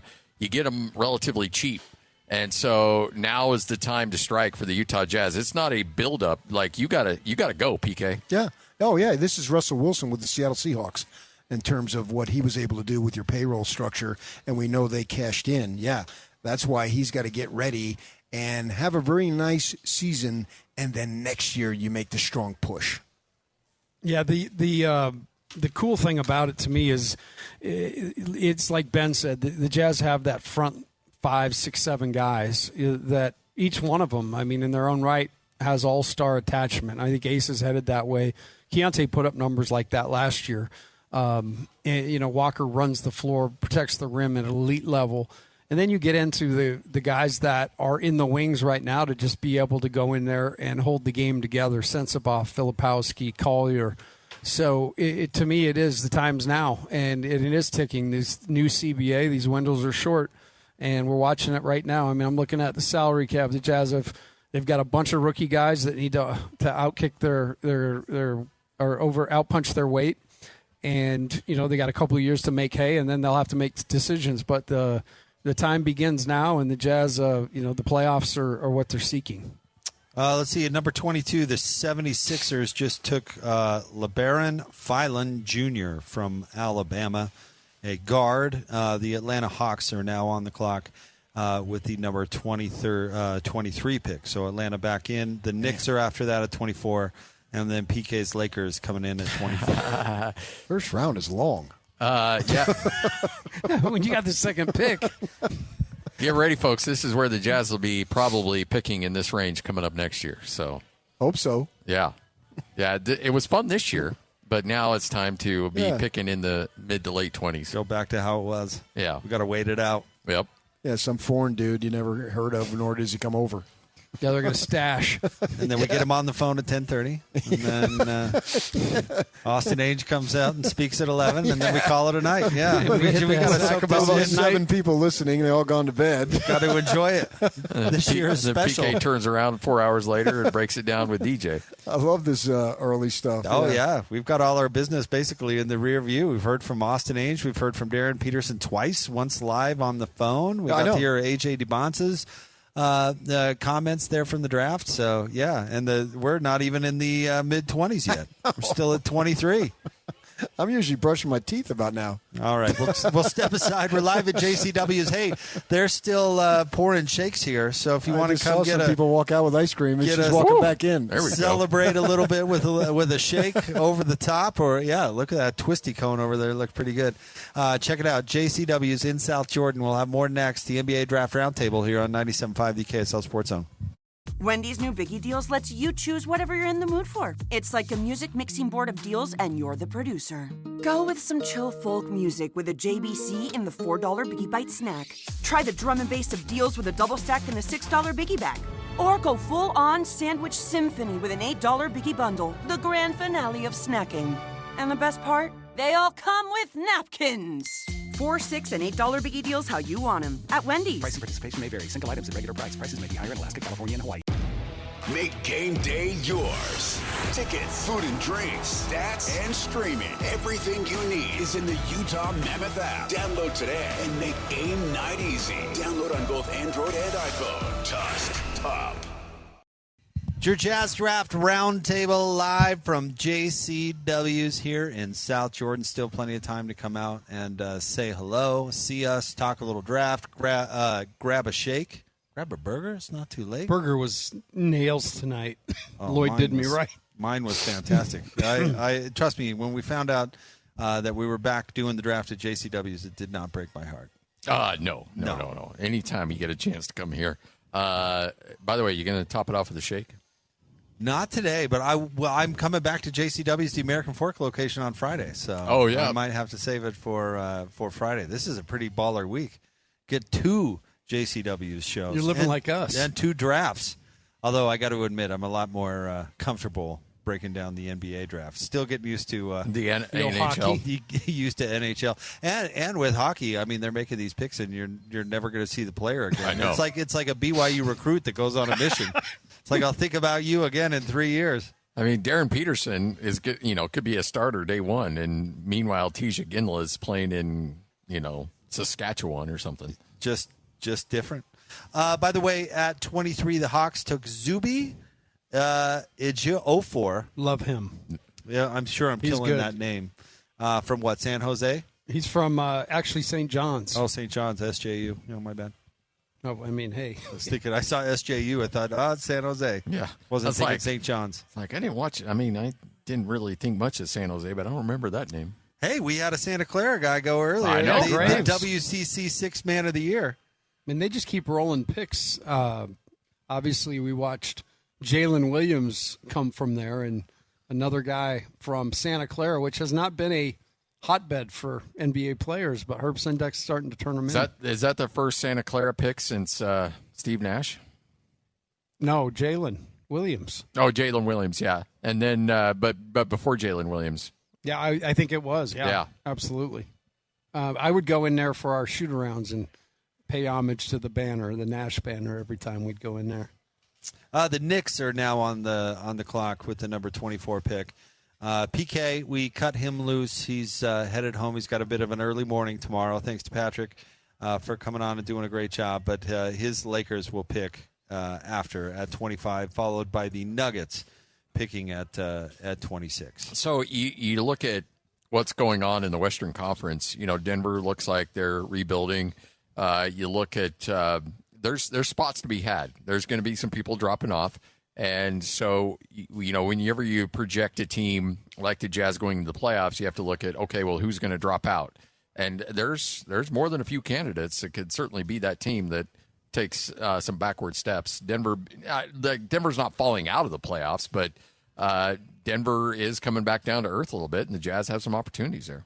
I don't think Minnesota got better with the Julius Randle deal. I mean, I think they had to do it to re-sign Ayo, but I don't think they got to be necessarily a better team. I think Denver, honestly, is a bit of a mess. I wonder what San Antonio does. Not that the Jazz will automatically be better than San Antonio, but what do the Spurs do with De'Aaron Fox? I think they've got to figure that out. Oklahoma City has to figure out what they're doing.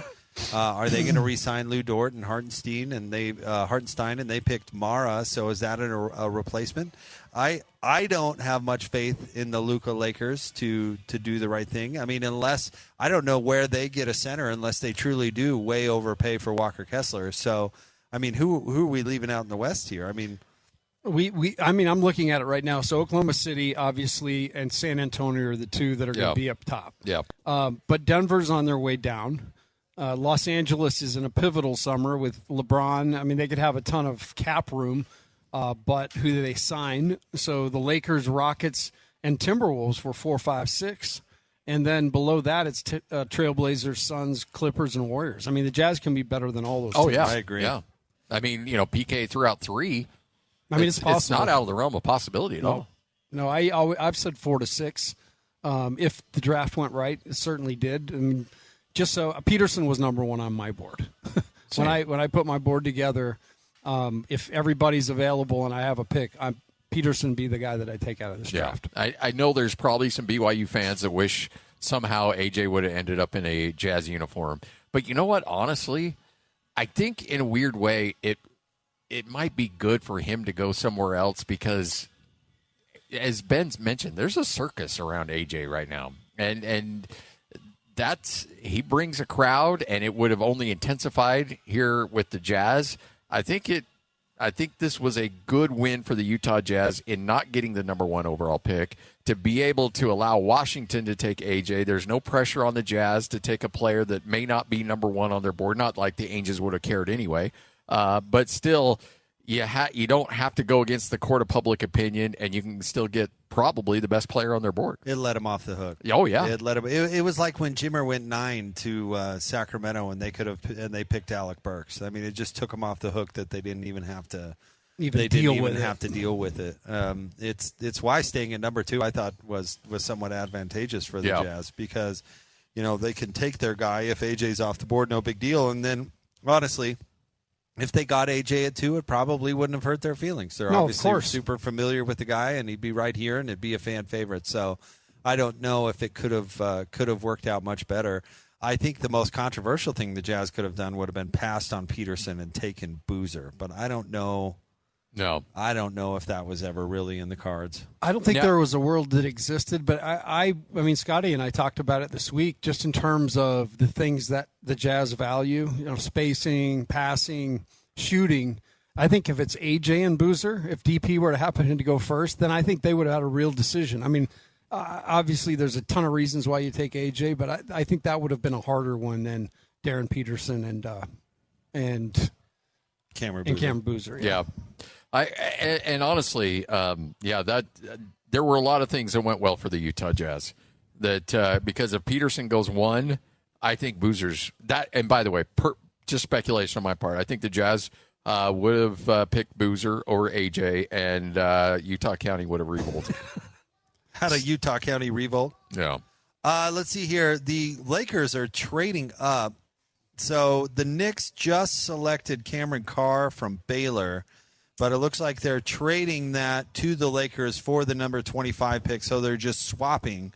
So the Lakers moved up 1 spot to get Cameron Carr. The Knicks moved down 1. Not sure what the extra comp is, whether it's a second-round pick or what. So the Lakers are on the clock right now, but actually it's the Knicks. So and Cam Carr is son of Chris Carr. Yes. Who competed in the slam dunk contest against Kobe Bryant. And I've heard great things about Cam. I've heard he's a guy that probably why the Lakers are jumping in to take him. He's got some real upside.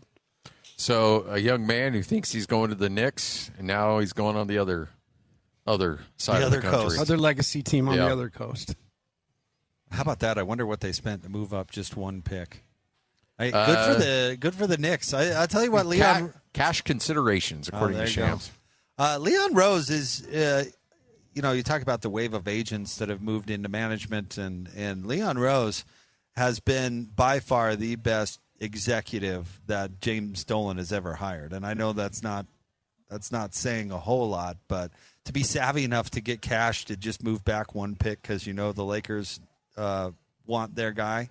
I mean, I love that stuff. I love that stuff about the NBA. It pains me to give the Knicks any credit, but man, Leon Rose is doing a great job. Which is why PK's argument, now that he's not here and can't bogart me, just his argument about that's why I like the way the NBA is structured, because you can't just hit it big with Lou Alcindor and ride it for 20 years into a dynasty. You've got to continue to make good decisions, be crafty, make numbers fit, and make decisions on guys as they get older. I mean, it definitely makes winning really difficult, but it keeps everybody sharp. Mark Cuban, when he was still an owner, was talking about how when he got things going there in Dallas, he could outspend a mistake. Like if you missed, you could bite the bullet, spend a little bit of money, get out from underneath it, and then regroup. Here with the aprons, you can't do it. You can't do that. Like if you make a mistake, you got to deal with it. I mean, think of our dude at Phoenix right now. I mean, they are strapped with a cap. They have no first-round pick. I mean, they have no way to improve. They are just going to rot. Devin Booker, they're going to have to move him, It's just – but it's crazy because that's just a lesson right there in about 3 bad decisions in about 3 weeks, and it just sent them into a place that I don't know if they'll recover. Oh, it's so funny. The new owner thing, and I give Ben Anderson credit for pointing this out, but the new owner thing, this new wave of, tech zillionaires or whatever. I know Ishbia didn't come from tech, but – who step in and go, oh, man, all you morons have been doing this wrong forever. Let me show you how it's done. Durant. Me and my friend Kevin Durant. Me and my friend Isaiah are going to fix things real quickly. God, and Zeke is his guy. Thank you for bringing that up, Scotty, because that doesn't get brought up near enough. I know. How does Isaiah Thomas continue to have sway over anybody in the NBA? But no, you're totally right. Phoenix makes a bunch of rash moves. They take try on to be bad relevant salaries and think that they can just come in and take over the league right away, and they're going to be paying for it for 10 years. You're totally right. And honestly, you give Ryan Smith a lot of credit in that regard because it would have been very easy. Like nobody, you talk about the tech dudes, like those dudes don't like losing, and they don't like being talked about as a team that's bottomed out or anything like that. So the Jazz very easily. With the resources they had after the Donovan and Rudy trade, very easily could have got themselves to a 45, 48 win team. Yeah. They can roll out of bed with those assets and get back into the playoffs, but that's where they would have capped out. You don't go any further than that. But yet you're respectable. You're not an embarrassment. People aren't making fun of you. So for a competitive guy like Ryan to be like, you know what, we're going to hang in there. We're not going to make rash decisions. I got to imagine that was not fun for him because he's a guy that wants to throw some weight around and prove that we're better than this. But to just stay the course and be like, all right, we're going to be patient. Let Danny do his thing. Let Justin Zanuck do his thing. Stay out of the way, and things are going to work out. Smartest thing Ryan did is he hired somebody he can't boss around. He hired Danny Ainge. He hired a GM that he couldn't throw his weight around because Danny Ainge doesn't.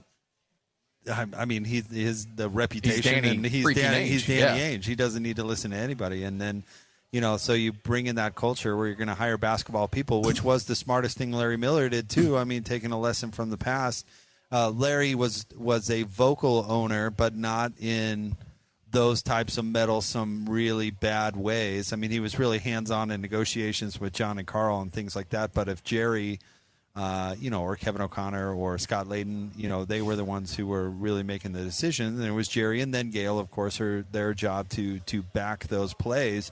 And I do think hiring somebody like Danny Ainge and then now hiring Austin and then keeping Justin Zanuck on for continuity, I think it said a lot about how he was going to run the organization. And keep in mind, he also kept it together for over a year. He brought in Danny, and Danny observed for a year before they made any rash decisions. So I don't think he handled his takeover of the Jazz in that way. The thing that stands out to me, and it was a word that's been used a lot, Austin used it actually, and it is patience. You cannot rush this. You make mistakes when you rush it. When you are trying to operate on a timeline that can't be molded or changed a little bit. And I think the vision of the Jazz to, like you said, to come in and read the room first and understand what you have, and then really, look back on the assets that came back from those two guys.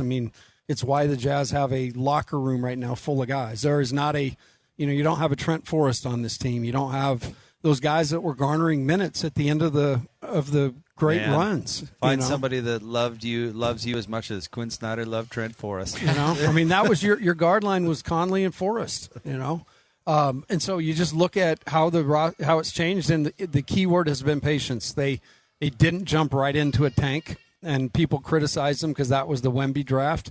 But as we remind people all the time, you can have the best chance in the world to get him, and then Dallas swoops in from 10 and gets it. Yeah. So you can't control that, but I do feel like the Jazz controlled what they could control. All right, the Knicks just selected at the number 25 spot Sergio de la Rea from Spain. Now Denver on the clock at 26, Boston then at 27. All right, we're live at JCW's in South Jordan. We'll have more for you next. 97.5 the KSL Sports Zone. Awaiting the number 26 pick from the Denver Nuggets. The pick appears to be in. We will let you know when that announcement is made official. But we're going to listen to, we had a chance, this, so crazy with the Jazz picking number 2. Usually it's about now, guys, or if not later, that we're waiting to get the Jazz pick on the phone. We've already had Darryn Peterson on the show, which was absolutely great. He joined us, I don't even know what time it is now. An hour and a half ago, something like that, guys. An hour ago. Yeah. Let's listen to that conversation again as we wait for this last part of the first round. Scotty, anything the listener should keep an ear on? Just when PK. Okay, I'm going to give you a little bit of how things work on radio, because I looked at Coach and I kind of grimaced a little bit because PK right before Peterson came on. When you put a guy on hold, he can hear what's being said. And PK said, one of his last lines before we went into the interview said, "You went backwards. AJ jumped you in the draft." And it was a pretty harsh statement, especially if you just came in on it halfway through and you just heard PK say that. And then all of a sudden it's like, "Hey, Darryn Peterson joins us now. How are you?" After you just heard a guy say, "Well, yeah, you failed in getting the number 1 pick and AJ jumped you." So I was kind of curious to see how he was going to respond to knowing that he's going to hop on a show with a guy that just flat out said, "You failed and a guy jumped you." And then PK asked that question, essentially that, and I think PK knew that he probably heard him say that. And so he's flat out says, where your chip on your shoulder? That's, to me, the biggest question and the response that I think every Jazz fan should rally around, because he just endeared himself to a massive fan base here in Utah with that answer. All right, let's get to that conversation. We'll let you know who Denver picks on the other side. But here is our conversation with the Jazz number 2 pick in the 2026 NBA draft, Darryn Peterson. Congratulations. Thank you for joining us. Thank you, guys. Appreciate it. When you met with the Jazz in your hometown, what were those conversations like, and what were your impressions of that front office that made the trip out there to talk to you? Yeah, it was a great conversation. They were just showing me the stuff that they have in store in the future and how I can fit in with the team, and it went well. And I'm looking forward to it. And you said, ask me the second part again one more time. I'm sorry. No, that was exactly what I wanted to hear, because I know the Jazz really wanted to get some FaceTime with you, and I guess that gives you a lot of comfort level knowing that you had a chance to chat with them. For sure, yeah, it was huge that they came out and saw me, and I respect that a lot, and it's good to spend some more time with those guys outside of Chicago. So you didn't go number 1, Darryn. How much will you use that as motivation to show that you should have been number 1, and you will prove that at the NBA level in the coming months and years? Yeah, I'm super motivated by it, but it's behind me now. I can't go back and change anything, but now I'm with the Jazz, and I'm super excited to get there, and it'll definitely keep a chip on my shoulder throughout my whole career, and I'll take it out on everybody, not just that guy in particular. Darryn, you know through the process, we love that here. You keep singing that music, and you'll have a bunch of fans, even more fans. Hey, but the question I have for you is, how hard was the process? You're not a you've said it. You're kind of a guy that likes to be alone and, not being in the fanfare. How hard was this process going through it with everything that it requires? Yeah, it wasn't hard at all. And I kind of used the wrong words when I said I like to be alone. Just during that process, I was spending some time alone because I feel like I had to go within and try to figure out what was going on. And once I did, now I'm back to me, a family guy, a guy that loves to be around people. I got 3 siblings, so I'm the oldest and all that. So I think I'm a cool guy. So I'm ready to go be that guy, be the face of a franchise. I'm not sure how familiar you are with all of the Jazz roster, but know you're familiar a little bit with Keontae George, and you talked to the front office. How do you think your game fits on this team? I think, like you said, with Keontae, we're 2 dynamic guards, and I think we'll be one of the best backcourts in the NBA early. And then we have Lowry and Jaren Jackson and Walker, and I know Bryce Sensenberg went to Ohio State, Ace Bailey, so I know a lot of the guys, and I think we'll all complement each other's games well. Your plans are to go to Summer League next week here in Salt Lake City, correct? Yep, for sure. Darren, most guys who are drafted second are going into a losing situation, a team that's rebuilding. This team has reloaded and is ready to win, and you're going to have to find a spot on this team. Nothing is going to be guaranteed. How much does that mean to you to go to a winning team and then try to find your way to make playing time? It means a lot. I want to go to a team where I can win now, and I think Utah gives me an opportunity to do that. So I'm prepared to go in there, and like you said, my spot isn't going to be given to me, and nothing's been given to me throughout my whole life. So I'm prepared to go in there and do what I got to do to be on the court.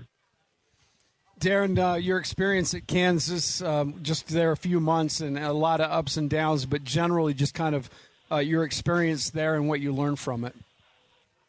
I had a great experience, obviously the ups and downs, but that's a part of the game, and I enjoyed every part of being in Kansas, and I'd pick there 1,000 more times if I could go back. But it's behind me, and I'm feeling great. Well, Darren, this is a huge night for you, so we can't thank you enough for giving us a few minutes to come on and introduce Salt Lake City to you a little bit. We can't wait to see you when you get to town. For sure. I'll see you guys soon. Thank you. Thank you, Darren. We appreciate it. That's Darryn Peterson, who joined us a little over an hour ago, the newest member of the Utah Jazz. They select with the number 2 pick. Coach, thoughts crunching through that for the second time? Well, just again how, the narrative was. Take it out on everybody, not just that guy in particular. Yeah, sir. That's it. No, I just think you get a read through the media, and sometimes it's not always glowing. And I'd mentioned I had a bunch of people reach out and say, "Do you take him based on the character stuff?" And I'm like, "What are we talking about character wise?" And so I think that just refreshing to hear him talk about the process, how it's something he wanted to be number 1, and when he found out that wasn't going to happen. Understood the situation here in Utah and was impressed by the visit with them, and they made an impact for sure when they visited with them. All right, Denver, while we were listening to that, did make a pick. They picked Terrace Reed Jr. from center from UConn, but that pick, Terrace, is going to be traded to San Antonio. San Antonio picks up the 35th pick in tomorrow's second round from Denver. So along with, I'd have to look, I think it's 2 futures. But there you go, a little update. Right now, Boston is on the clock, and the pick is in. So we will relay that when it becomes available. So, I've referenced watching Darryn Peterson play live down in San Diego. And the thing that, there was something weird going on with that team. And I don't think Darryn Peterson was completely it wasn't him. I don't think it was Bill Self. I think it was just a combination of everything. It was kind of a perfect storm, and you could tell Darren's been coached on how to handle that and what to say. He said, I'd still pick Kansas time and time again. I don't buy that for a second, but here's ultimately what I saw. Melvin Council was... Something was going on with him and Melvin Council, because Council was taking up way too many shots. You're the NCAA tournament. Darryn Peterson needs to be the guy on that team. And you had Council taking shots right and left, and it felt like it was almost a contest to see who could get theirs up. And so there was some dysfunction there. I don't know. I don't think Bill Self handled it well. Darryn Peterson, as a youngster, probably didn't handle it particularly well. I think there were some teammates that got sideways as well. It was a good situation for that to for Darryn Peterson to essentially say, I got a clean slate. The Jazz whatever happened there in Kansas, the Jazz hold nothing of that against him. You know what? Creatine, sitting out halves, whatever the case might be, doesn't matter. That's all in the past.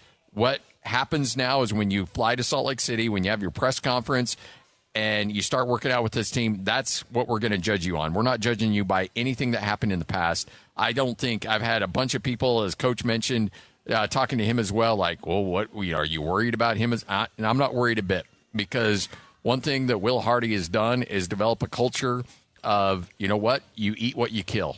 And I don't care what happened in the past. I don't care anything about that. But you're on this team now, and I'm judging you by what you do here in Salt Lake City. By the way, Boston just with the number 27 pick just took Chris Senak Jr., the forward from Houston. Let's see here. Minnesota is now on the clock with the 28th pick, followed by Cleveland at 29, and then the Dallas Mavericks round out the first round at number 30. So 3 picks to go here in the first round, fellas. Senak's a nice player. Watched him play at Houston. Shot blocker, rim protector, rim runner. Will fit the modern NBA really well and be a guy that, he'll specialize more on the defensive side, but somebody that can develop that offensive game. I think Houston, I look at them as like, I think NFL teams look at University of Utah players in the NFL, because they're like, you know what you're going to get when you get a Houston player. And that's why you got 2 guys in the first round coming from Houston, because you know that they're going to fight you. That Kelvin Sampson develops a culture there that is, those dudes know how to play and play really hard. So one thing you never worry about when you get a Kelvin Sampson player from Houston is the work ethic and the dedication to playing defense, because he demands it at that program. Well, that's great stuff in the late first round, too. Yeah. If you can get players that come in with that mentality, they usually can deliver right away, and that's exactly what Boston needs. I wonder what Boston's going to do.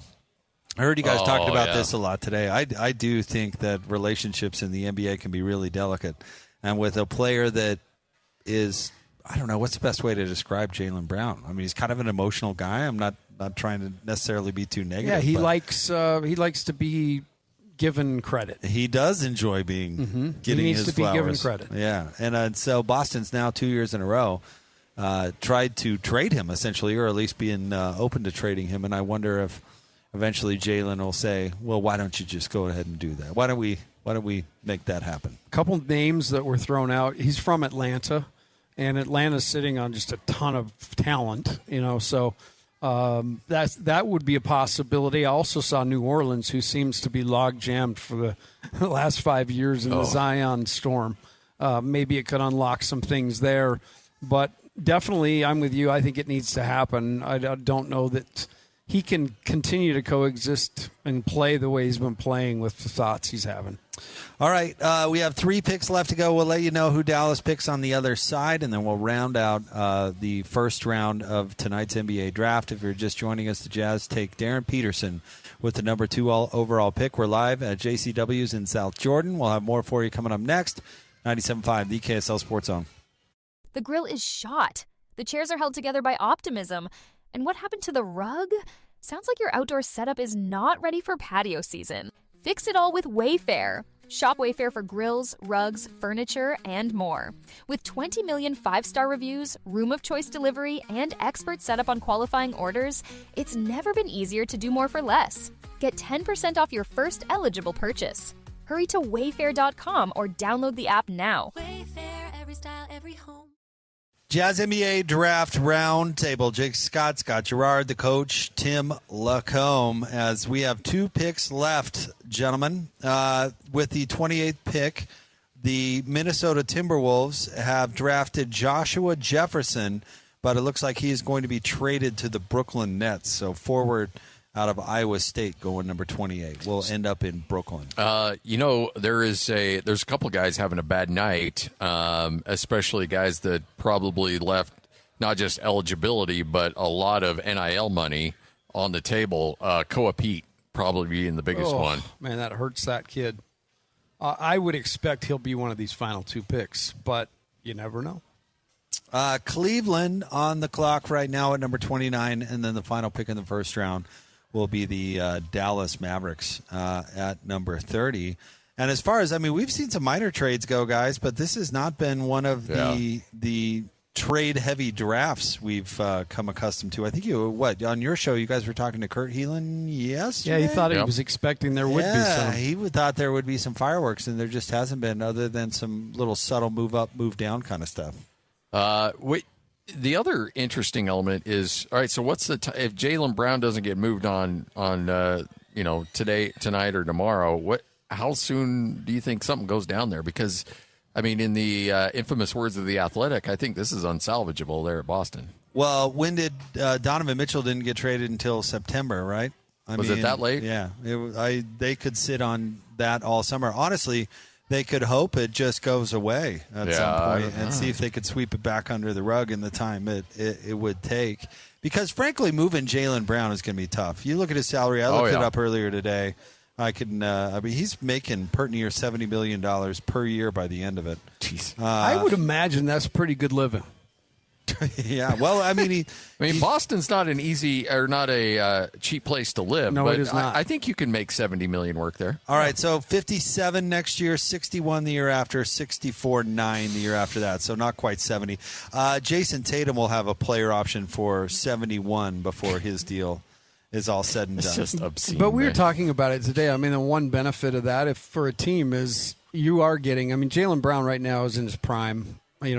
Probably the back end with some experience, but he's a guy who you bring him on your team. I think he's a top 10 player in the league right now. I do too. I mean, I think we looked at it today, and Kawhi Leonard's still in there. He ain't there. There's got to be some guys that slip out, but I think he's right on the cusp, if not already there. Oh, he was top 5 for MVP this year, right? That's true. Yeah. I mean, and should have been. Dude, look what he did with that team. We all thought they were going to tank. That's why it was his favorite year. He got all the attention. That's right. They had all that the credit. success. But honestly, what were they, the number 2 seed in the East? Or were they 1? I think might have been 1. Were they 1? I'd have to go back. Yeah, obviously. It's funny how fast you forget. But think about it. This was supposed to be a retool year or a gap year or whatever. What Indiana did, Boston was supposed to be doing, and that's not what happened in the slightest. But he must be interesting to deal with. Yeah. Because he did have a great year. I mean, he was amazing, and he propped them up. Good leader, worked his tail off. To be still willing to, I mean, I guess, their excuse is you're talking about a trade for Giannis, so one of the best players in the league. But Detroit was 1. Of course. Boston was Detroit 2. was We knew 1. that. Boston, Boston was 2. So I wonder what happens there. But if he is disgruntled, I mean, this is the NBA. They sweep a lot of stuff under the rug and pull it together to. That's true. Think about it. Jimmy Butler was unsatisfied in Miami for a whole year before he truly forced his way out, which that thing got ugly. I mean, Pat Riley is getting a lot of credit these days, and that was a big mistake how he handled the end of Jimmy Butler. How he wasn't going to give him his extension, but then waited so long to trade him until it became so bad. So I don't know if it quite gets to that, but Boston. Scotty, this covering the league for so long, you just can't move salaries like that. No, and especially now. I mean, look, we joked like, okay, Jaylen Brown for the number 2 pick. Well, the old way, you could be that, but now you're not just drafting Darryn Peterson, you're drafting a cheap, really good player for the next few years, and that you have to take that into consideration as much as the player itself. Oh, for sure. I mean, it's a lot of different ways to do it, but the one thing everybody's looking to do is be efficient. Yes. You don't ever want to go out and overpay. I mean, one overpay could cost you a title, and I heard you guys talking about it. The Knicks won solely on Jalen Brunson taking less money and allowing a couple more guys to come in. Well, it's the reason they can have Bridges. Right. It's the reason they can trade for Alvarado. Yep. And it makes a big deal. I mean, these, Austin Ainge, Justin Zanuck, they're number crunchers. They're really going to earn their money. And, everybody's optimistic and for good reason. But the Jazz have a bunch of difficult decisions in the next 2 or 3 years. I mean, we're getting so focused on Kessler, but wait till what's coming down the pike. And when they have to decide whether or not they want to keep 2 $50 million players that are a little older than their young studs. I mean, wait till the Jazz cross that bridge. And I'm sure they would tell you, like, wow, compared to what they've been dealing with for the last 4 years, they'd gladly cross it. But you can only pay so many players in the NBA now. And frankly, the reason why, there are a couple of reasons, but one of the reasons why I think that the agent was trying to move Darryn Peterson away from Utah is he didn't want two guys in the same backcourt. Yep. That he was representing. So you got Wasserman now called, I don't know, was it the team or something like that, the agency? Yeah. And so it wouldn't surprise me if you see some quiet things about Keontae George wanting a trade, and it won't have anything to do with the Jazz. It's just the fact that you probably have an agent out there like, hey, if we can get you somewhere else, then have somebody else give you max money, and you won't get caught up in this Jazz logjam for money coming up here soon. So, and again, it has nothing to do with the Jazz. It has nothing to do with Salt Lake City. It's just a numbers game. Cleveland has selected Alex Karaban from UConn, but he has now been flipped to Sacramento. So not sure what the Kings are getting up for that, but Sacramento moves back into the first round to take Karaban from UConn. So as history would indicate, that's probably the end of Karaban. Going to Sacramento. Yeah, right. That's where people go to end their careers. But I love his game to get your career. Yeah, right. That's true. Maybe he and Acuff will be a 1-2 punch. Of course, Sacramento taking Acuff earlier with the 7th. But you're right, Coach. I'm a big fan of his. He's gutsy, man. He hits big shots and gets it off quick. He'll acclimate to the NBA well. So no Koa Pete still on the board. One interesting thing I saw there, the best players available, Richie Saunders has moved into the top 4. Yeah, according to Jay Billis, is best available. So I'm pretty sure we're going to see him on day 2. Yeah, and probably pretty quick too. All right, so you got Dusty May, who is taking over Dallas. Dusty May's just been in the midst of college basketball. It wouldn't surprise me if he throws a lifeline to Koa Pete here. Maybe so. I mean, seemed to fit, and you would be certainly getting value. And they didn't waste any time on that pick either. That was quick. Scotty May had nabbed it. What's the salary for the last pick in the first round? What are you looking at? A couple $1 million? Yeah, probably. He would have made so much money. Oh, yeah. He's probably, college. $7-8 million? Tommy Lloyd's probably crying right now somewhere. Yeah. It's like, I tried to give him money. I tried to. Hey, the antitrust, maybe they could figure out a way to get I'm it sure back he'll in. sue. And there's already 50 lawsuits. You saw that today on the 5 for 5. Yeah. Yeah, they're already licking their teeth on that one. They're licking their lips. So Dallas wraps things up here, and then the Knicks will have the first pick coming up tomorrow. Remember, the first and second rounds are now on different days. They're trying to steal a little bit of the NFL model by splitting up rounds into days. Which I still think is dumb, by the way, but I got to tell you, I'm glad we're not rolling into the second round here at JCW. Don't go anywhere. We got the second round for you next. Round coming up right around the corner. Now the intervals in between, of course, just 2 minutes, but nonetheless, second round. It is the second round, so I don't know how much attention the second day garners, but I guess it has made the first day a tad bit shorter. It'll be interesting to see if the Jazz get tempted to, use some cash and try to get into that second round. If there's anybody that jumps out to them, I wouldn't imagine there would be, but you never know. I'd have to look at where they're at on roster spots, but I gotta think that they're done with young players. All right, let's go to the podium for the last pick. Give it to us, Adam. With the 30th pick in the 2026 NBA Draft, the Dallas Mavericks select Koa Pete from the University of Arizona. You predicted that one, Coach LaComb. That was Scooter. All over that. There you go. Koa Pete from Arizona goes the last pick in the first round. Yeah. And he's going to go to the Dallas Mavericks. Mavericks. You're picking that, and you got a guy that's got that kind of talent. You throw it. It's a freebie there. It's house money. Playing with Cooper Flagg. Yeah. Cooper's going to make a lot of people look good. And give him a lot of space. Yeah.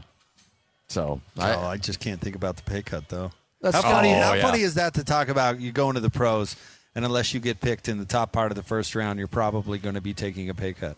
Shoot, maybe even if you get the top part of the first round. Oh, yeah. You never know, depending on where salaries go. I was looking at the breakdown for Darryn Peterson's salary.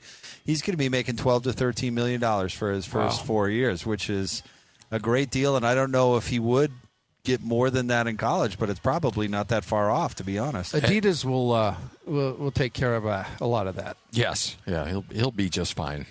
It's similar to breaking into radio, I'm learning. You sign a bad deal the first one, and then just hope everybody likes what you do. I guess so. I don't know. Is that how it is? I don't know. All right, there you go. The first round is in the books. There's your guy right there, Timmy. Thomas. He's like... He had to sit through that drop just like Koa Pete did. Yeah. He's like, I'm glad that's over. He's like, I had a dinner reservation. My steak. Wife wants to go to a Broadway play tomorrow. I didn't want to come back here for this. All right, guys. Well, we have not left a lot unsaid. The Jazz made their pick at the very beginning of this thing, and we've been talking about Darryn Peterson pretty much the whole way. It definitely has been a change of pace from normally how these things go, but now that we've had a couple hours to chew on this thing, let's start with you, Coach LaComb. Let's talk about how the Jazz fared tonight with Darryn Peterson at number 2. A+. I mean, I think it's exactly the type of guy they need right now. And he said it himself, but Locke said it during this process. Austin Ainge said it. You're drafting a guy right now that 3 to 5 years you hope is the best player on your team and is the face of your franchise. And that's how you continue to carry this on. The kid's up for the task. He brought it up himself. So I'm excited for Summer League, and let's get this thing going. Yeah, Summer League's going to be a lot of fun to watch. And, Jake, I know that sometimes you can read too much into Summer League. Sometimes look, we watched Greg Ostertag posterize Tim Duncan in a Summer League game, and obviously we saw how those two careers went. No offense to Greg, who joined us a couple of weeks ago, the mayor, but he was no Tim Duncan, and so there's certain things you get too fired up about, some things you get too scared about, but I do think you're going to see Darryn Peterson come in very motivated. I don't know how that translates to what we're going to see, but it wouldn't surprise me if you see him take control of some games in Salt Lake City and down in Vegas. We want to say a big thanks to everybody who helped make this broadcast possible. First and foremost, thanks to JCW's here in South Jordan. Man, they have a great crew down here. They could not have been more welcoming. The food was great. They took fantastic care of our listeners. Excited we're going to be at the American Fork location coming up on Friday for the NHL draft. So big thanks to JCW's, the Burger Boys, simply the best. Thanks to our on-site engineers who got us up and running and looking good and the cameras and all that. Thanks to Stone. Our guy Stone ran down. Yeah. We were able to get Austin Ainge on live thanks to Stone making that happen. His media availability we were able to take live, so big thanks to him. Thanks to Christian Esparza for producing tonight. Great job, Christian. It's been a long day on the board, I know, for you, so we appreciate it. Christian, how many drafts is this for you now? This is number 4. I was in for all the rebuild. And then, there you go. Christian doing a great job knocking it out of the park. We want to say thanks to Darryn Peterson, who was on with us, called into the show. That was so fun. I believe his first live interview here in the States, so that was great. Thanks to Derek Arduino of the Jazz for making sure and lining that up. Thanks to Ben Anderson for sending back content from his interviews and jumping on during the show. Thanks to Patrick Kinahan and David James, who did a fantastic job jumping on with us. And Scotty and the coach, of course, 10 to 2. Can check them out at RGS Exteriors tomorrow, but appreciate you both. Thank you very much. It's a pleasure, Jake. Anytime we get to hang out with the great Jake Scott. I don't know about I was just going to say, when I get to hang with the cool kids, here at the Roundtable, it was fun. And I would like to thank Brody Garrard for patience over there and sitting it out. There you go, I got Brody. to meet the dude in the flesh tonight. I've only heard stories of his lore. The man with the plan, the legend. We also want to thank everybody else who had a chance to come by JCW's. We always appreciate the support, and it's always fun to talk to listeners and Jazz fans alike. Let's do it, man. I'd thank Lloyd, but I'm not going to do that. Yeah, no. Thanks, Lloyd. I mean, we would have been off the air an hour ago if it wasn't for Lloyd. He just kept like, nope, keep it going. This is good. DJ and PK will be up bright and early, 6 to 10, breaking this one down. And then, of course, Scotty G and the coach from 10 to 2, and Jake and Ben from 2 to 7. We will talk to you tomorrow right here on 97.5, the KSL Sports Zone.